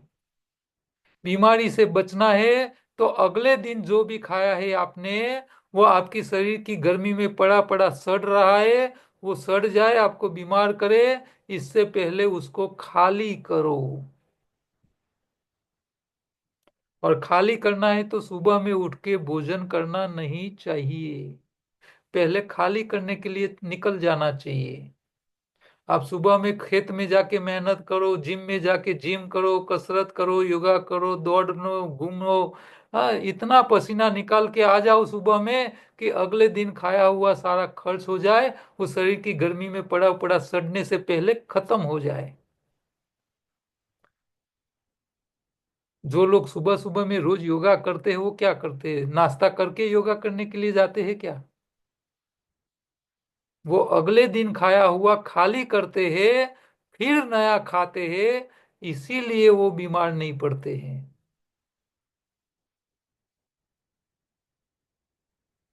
तो सुबह में उठ के अगले दिन वाला खाली करना चाहिए। मान लो आप सुबह में कसरत, योगा, एक्सरसाइज करते हो, तो वो करने के बाद 2-3 घंटा मजदूरी करने के बाद पसीना निकालने के बाद नाश्ता करो, कोई दिक्कत नहीं है। लेकिन ज्यादातर लोग क्या करते हैं, रात का दबा के खाए हैं, शरीर में स्टॉक भरा पड़ा है, सुबह में शरीर की गर्मी में सड़ रहा है, फिर भी सुबह सुबह में राजा जैसा नाश्ता करने के लिए बैठ जाते हैं। एक गलत है, नहीं करना चाहिए। तो पहले बैटरी खाली करने का सोचो। तो आज से आपके घर में सुबह में उठ के जो लोग मेहनत नहीं करते हैं, कसरत नहीं करते हैं, उन लोगों को सुबह का ब्रेकफास्ट नहीं देना। घर में नियम बनाओ, घर के सारे लोगों को बीमारी से बचाना है, तो सुबह सुबह में डंडा लेके बैठ जाने का, बाहर जाओ, कसरत करके आओ, पसीना निकाल के आओ, तब जाके नाश्ता मिलेगा, नहीं तो फिर बेलन खाना पड़ेगा।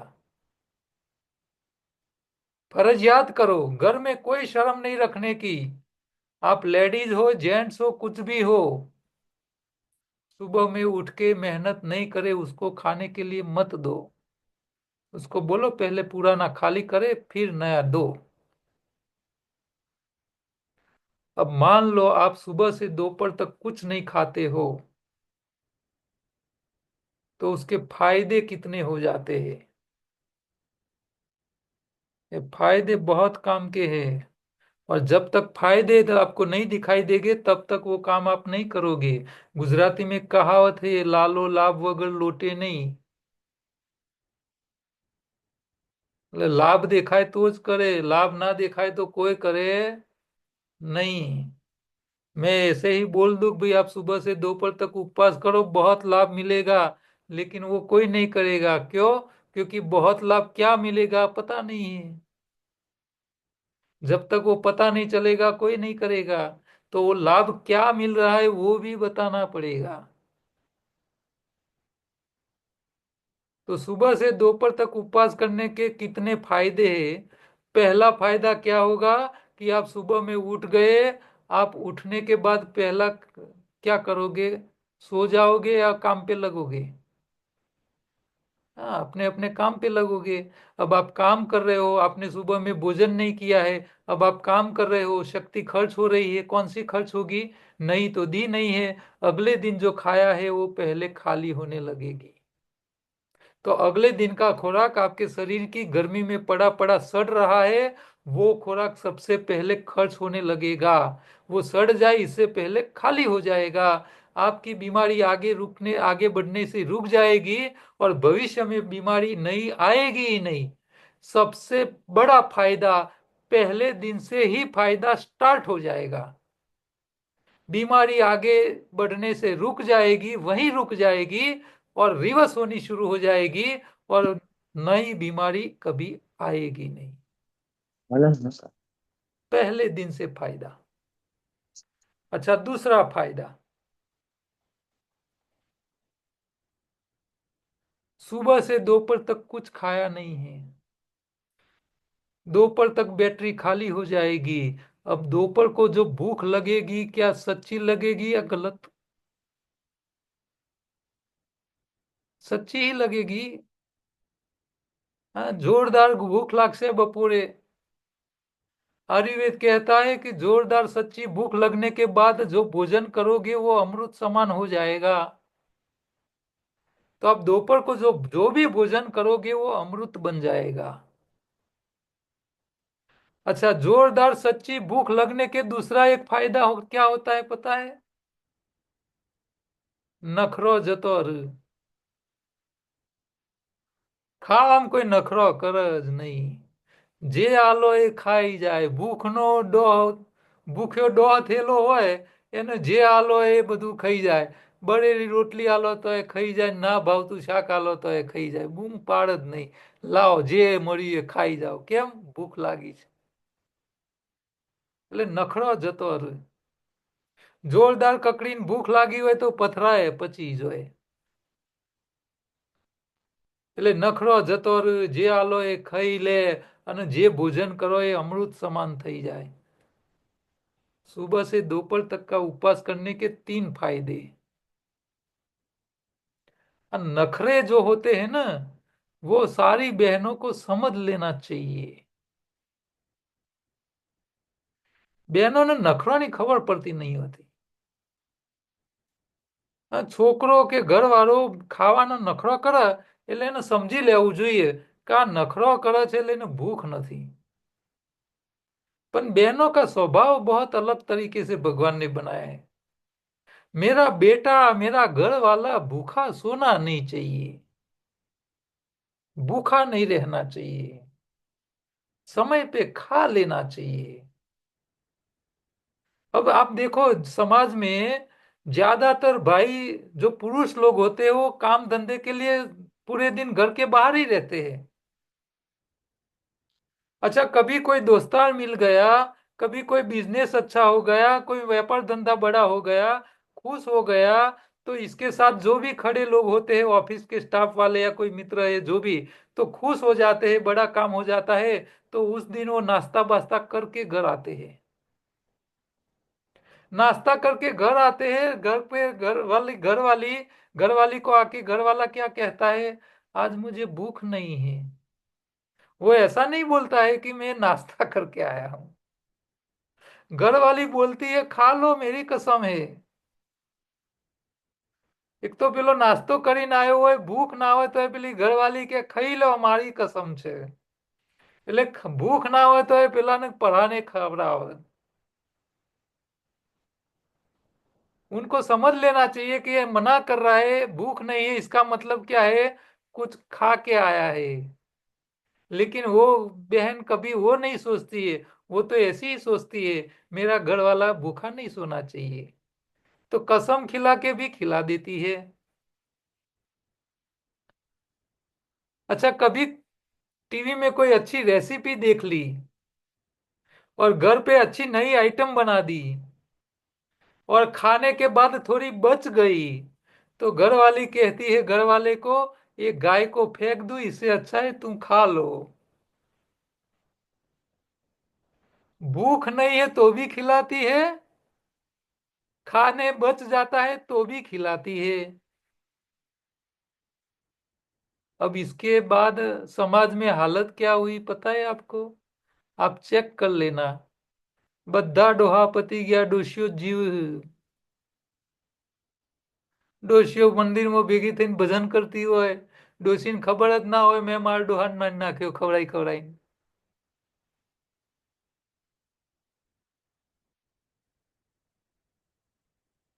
ये बहुत बड़ी विकट समस्या है समाज में।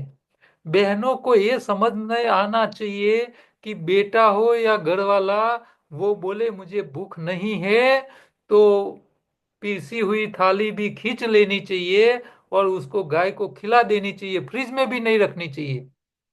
फ्रिज में रख लो और रात को हाँ, घर वाले की दानत बिगड़ जाए और आधी रात को फ्रिज खोल के खा जाए। इससे अच्छा है कि भाई एक टाइम उसको खाना ही मत दो। एक टाइम भूखा रहेगा, एक दिन नहीं खाएगा तो क्या मर जाएगा?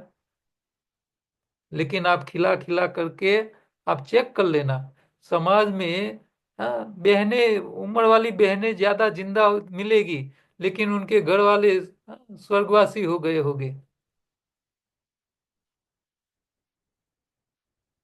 तो सुबह से दोपहर तक भूखा रहने से दोपहर को सच्ची भूख लगती है। सच्ची भूख का भोजन अमृत समान हो जाता है। और जब व्यक्ति बोलता है मुझे भूख नहीं है, तो आपको समझ लेना चाहिए कि उन्होंने कुछ खाया है या तो शरीर में कुछ गड़बड़ी है, तब जाके भूख नहीं होती।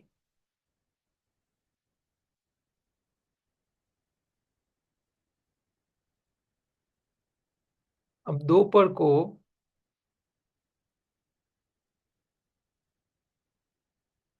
आप खाते हो, सुबह में उपवास करते हो, तो 3 फायदे हो गए।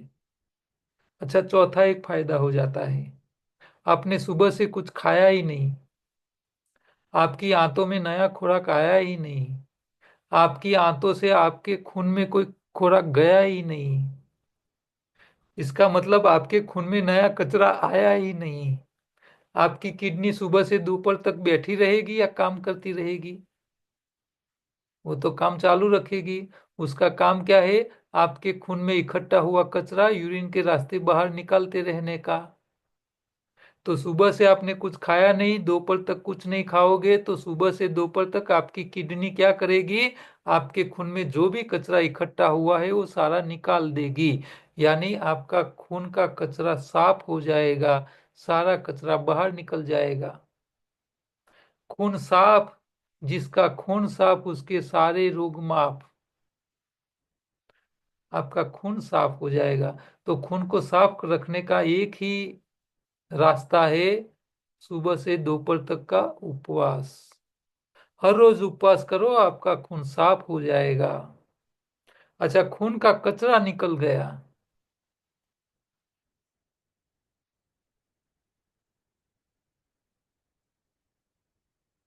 क्या हुआ इसमें?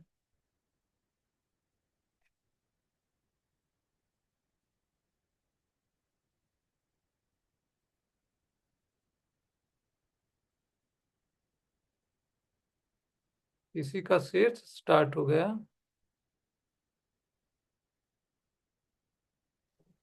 किसी ने सर व्हाइट बोर्ड ऑन कर दिया, एक्चुअली फीचर ऑन कर रखा था ना, इसीलिए उसको जी ऑफ जी कर दिया है। जी जी। दर्शिता जी, कोई स्क्रीन पे अगर हो सके तो टच ना करो, तो सर प्रॉपरली लेक्चर ले पाएंगे।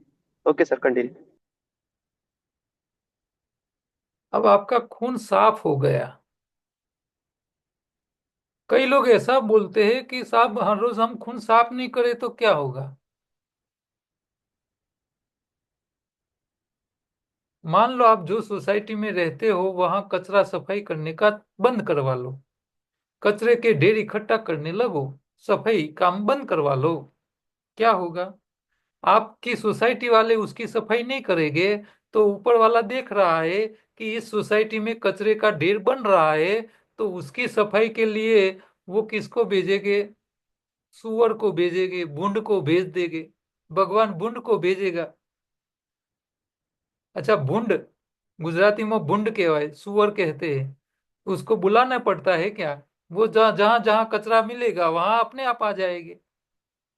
तो आपके शरीर के अंदर खून में जो कचरा आप नहीं निकालोगे, तो वो कचरे को साफ करने के लिए भगवान सुअर को तो नहीं भेज सकता शरीर के अंदर, क्योंकि सुअर की साइज बहुत बड़ी होती है सफाई करने के लिए।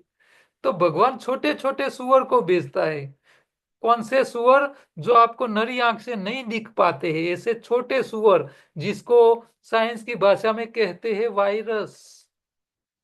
वो आपके शरीर के आसपास हवा में कहीं घूमते रहते हैं। उसको पता चलता है कि आपके खून के अंदर कचरा बढ़ गया है, तो वह आपके शरीर के कहीं से रास्ते से अंदर घुस जाते हैं, और फिर आपके शरीर के अंदर जो घूमता हुआ कचरा है उसको खाने लगते हैं, और वो खा खा करके उनकी संख्या बढ़ने लगती है।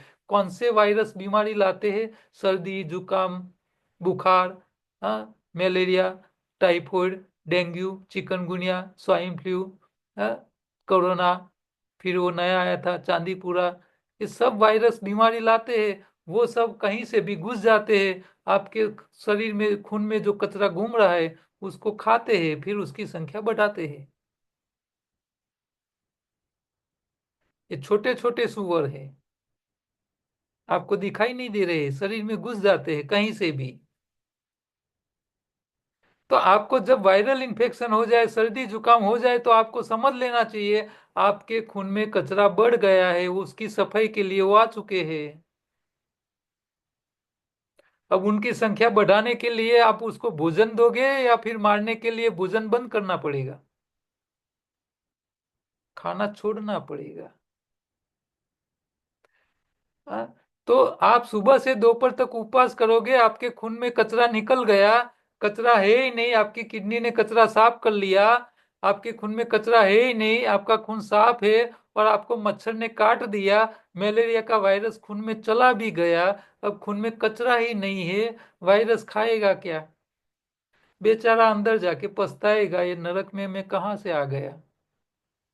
उसको खाना पीना मिलेगा नहीं, बेचारा भूखा मर जाएगा।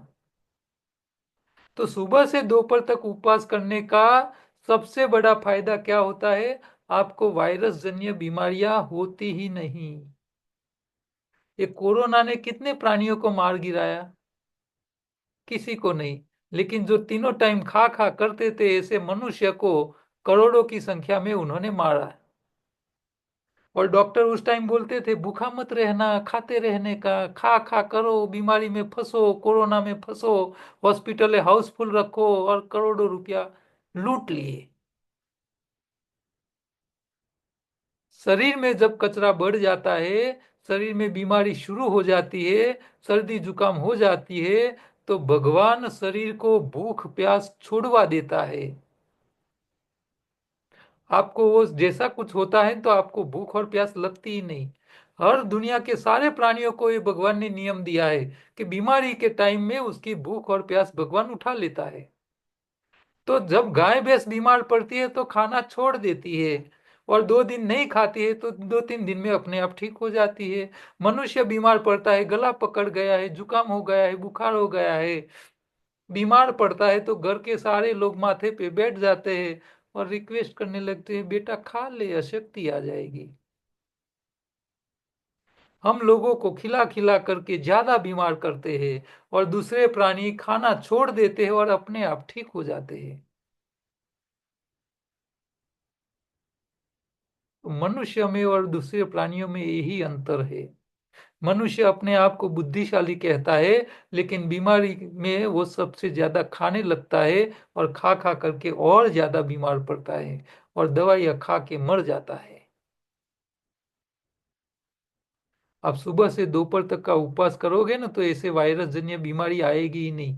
मान लो कभी ऐसा हो भी गया तो एक दिन खाना छोड़ दो, अपने आप ठीक हो जाओगे। तो आपकी खून की सफाई के लिए आपको हर रोज सुबह से दोपहर तक उपवास करना है, और रात को खा के सो जाना है। जो लोग रात को खाली पेट सो सकते हो, दोपहर को खाना खाया और रात को बिना खाए सो सकते हो, वही सुबह में उठ के राजा जैसा नाश्ता कर सकते हैं, उसी को ही खाने का छूट होना चाहिए। क्यों? क्योंकि रात को उन्होंने कुछ नहीं खाया है। लेकिन कई लोग बोलते हैं मैं रात को थोड़ा फल खाता हूँ, मैं एक एक गिलास सिर्फ दूध पीता हूँ। अब एक गिलास दूध में कितनी कैलोरी होती है? ये भोजन ही है। हाँ? अनाज को ही भोजन मानने वाले लोग मैंने देखे हैं, दूसरे भोजन को भोजन ही नहीं मानते हैं। तो यहाँ हमारा जो टॉपिक था खून की सफाई, वो आपको मैंने यहाँ खत्म किया है। तो अब हमारा 70 नंबर का पेज है, 17 नंबर का चैप्टर है, शास्त्रों में उपवास का महत्व, व्रत नहीं उपवास का महत्व। उसके ऊपर हम अगले लेक्चर में बात करेंगे। अब मंगलवार को होगा। आज के टॉपिक में किसी को कोई क्वेश्चन है तो देख लो, पूछ लो।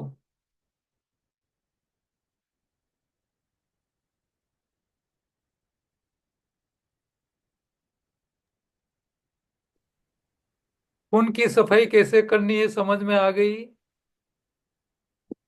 फास्टिंग के अलावा कोई चारा नहीं है, और फास्टिंग नहीं करनी है तो खेत में जाके मजदूरी करो, मेहनत करो, पसीना निकालो, और पसीना निकाल के आए उसी को ही घर में ब्रेकफास्ट देने का, नहीं निकाल के आए उसको 2 बेलन ठोकने के।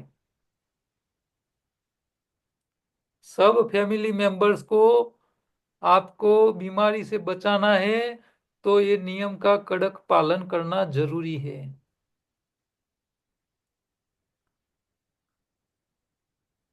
कई लोग सुबह में वाह। योगा क्लास में जाते हैं लेकिन पसीना नहीं निकालते हैं, धीरे धीरे करते हैं, तो ये भी गलत है। पसीना से रेबजेब हो जाना चाहिए, इतना पसीना निकाल के आओ कि घर आके तुरंत स्नान करने की इच्छा होनी चाहिए। हाँ, लेकिन कई क्लासों में तो मैंने देखा है, हाँ, आराम करने के लिए आए हुए होते हैं, हाँ, बगीचा में आ जाते हैं, हाँ, चादर बिछा देते हैं और सो जाते हैं बैठ, और घर जाके बोलते हैं मैं योगा करके आया। आराम करके आया की जगह योगा करके आया बोलता है।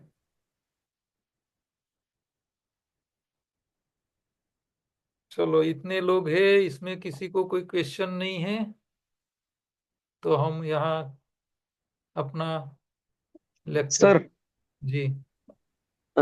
जैसे हमने जो ऐसे कहा था कि 8-16 घंटे फास्टिंग करना है, 8 घंटे का गैप रखना है। अगर हम्म। मॉर्निंग में नाश्ता हम लगभग 8-9 बजे के आसपास योगा करके भूख लग रही है फिर कर लिया, उसके बाद हम्म। शाम को सूर्यास्त के पहले हमको जब भूख लग रही है तब एक बार खा लिया, जी। बाकी शेड्यूल ओके रह सकता है, कोई दिक्कत नहीं है उसमें?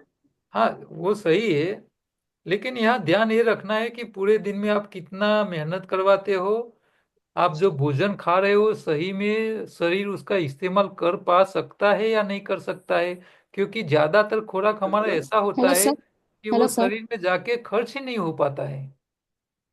तो ऐसा गलत भोजन खाने का भी कोई मतलब नहीं है। कौन ये बोले? 2 बार आप भोजन करो, सुबह में या शाम को, लेकिन वो भोजन करो उसकी क्वालिटी के ऊपर भी ध्यान रखना पड़ेगा। तो ये सब बातें हमको समझनी है। जी सर। लेकिन 16 घंटे का उपवास बहुत जरूरी है खून की सफाई के लिए, आंतों की सफाई के लिए, क्योंकि आंतों में 16 घंटे का ब्रेक पड़ता है न, तो आंतों में से जो मल होता है वो आगे निकल जाता है और पीछे सफाई काम हो जाता है। फिर नया खुराक जो आप हेलो डालते हो तो वो आंत साफ होने के कारण सर। पुरानी गंदगी के साथ मिक्स नहीं होता है, तो खुराक जो नया खाया है वो बिगड़ने से पहले शरीर डाइजेस्ट कर लेता है। और जिनकी आंतों में कचरा बड़ा पड़ा है, नया कुछ भी डालेगा तो वो भी बिगड़ता रहता है। तो ऐसा नहीं होना चाहिए, इसके लिए 16 घंटे का फास्टिंग बहुत जरूरी है। हाँ, जो लोग बहुत ज्यादा मेहनत करते हैं, मेहनत यानी मजदूर है, मजदूर की व्याख्या समझने की जरूरत है। मजदूर इसी को बोलते हैं जो 50 किलो सीमेंट की बोरी माथे पे रख के 5 मंजिले की बिल्डिंग में दिन में 25 बार ऊपर नीचे करता हो, वो मजदूर है। इतनी मजदूरी करने वाले को ही 3 टाइम खाना चाहिए। बाकी इतनी मजदूरी नहीं करने वाले लोगों को तो 2 ही टाइम खाना चाहिए, 3 टाइम खाना नहीं चाहिए। और जो भी खाए वो सही क्वालिटी का भोजन।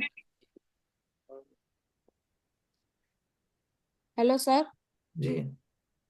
હા સર. સર આ ગરમ પ્રોટીન ને એ તમે મીઠું ગરમ વાળી જે વાત કરી એ મને સહેજ એક્ઝામ્પલ આપીને કહેશો, એટલે શું ખાવું ના જોઈએ એ જે ગરમ પ્રોટીન ને?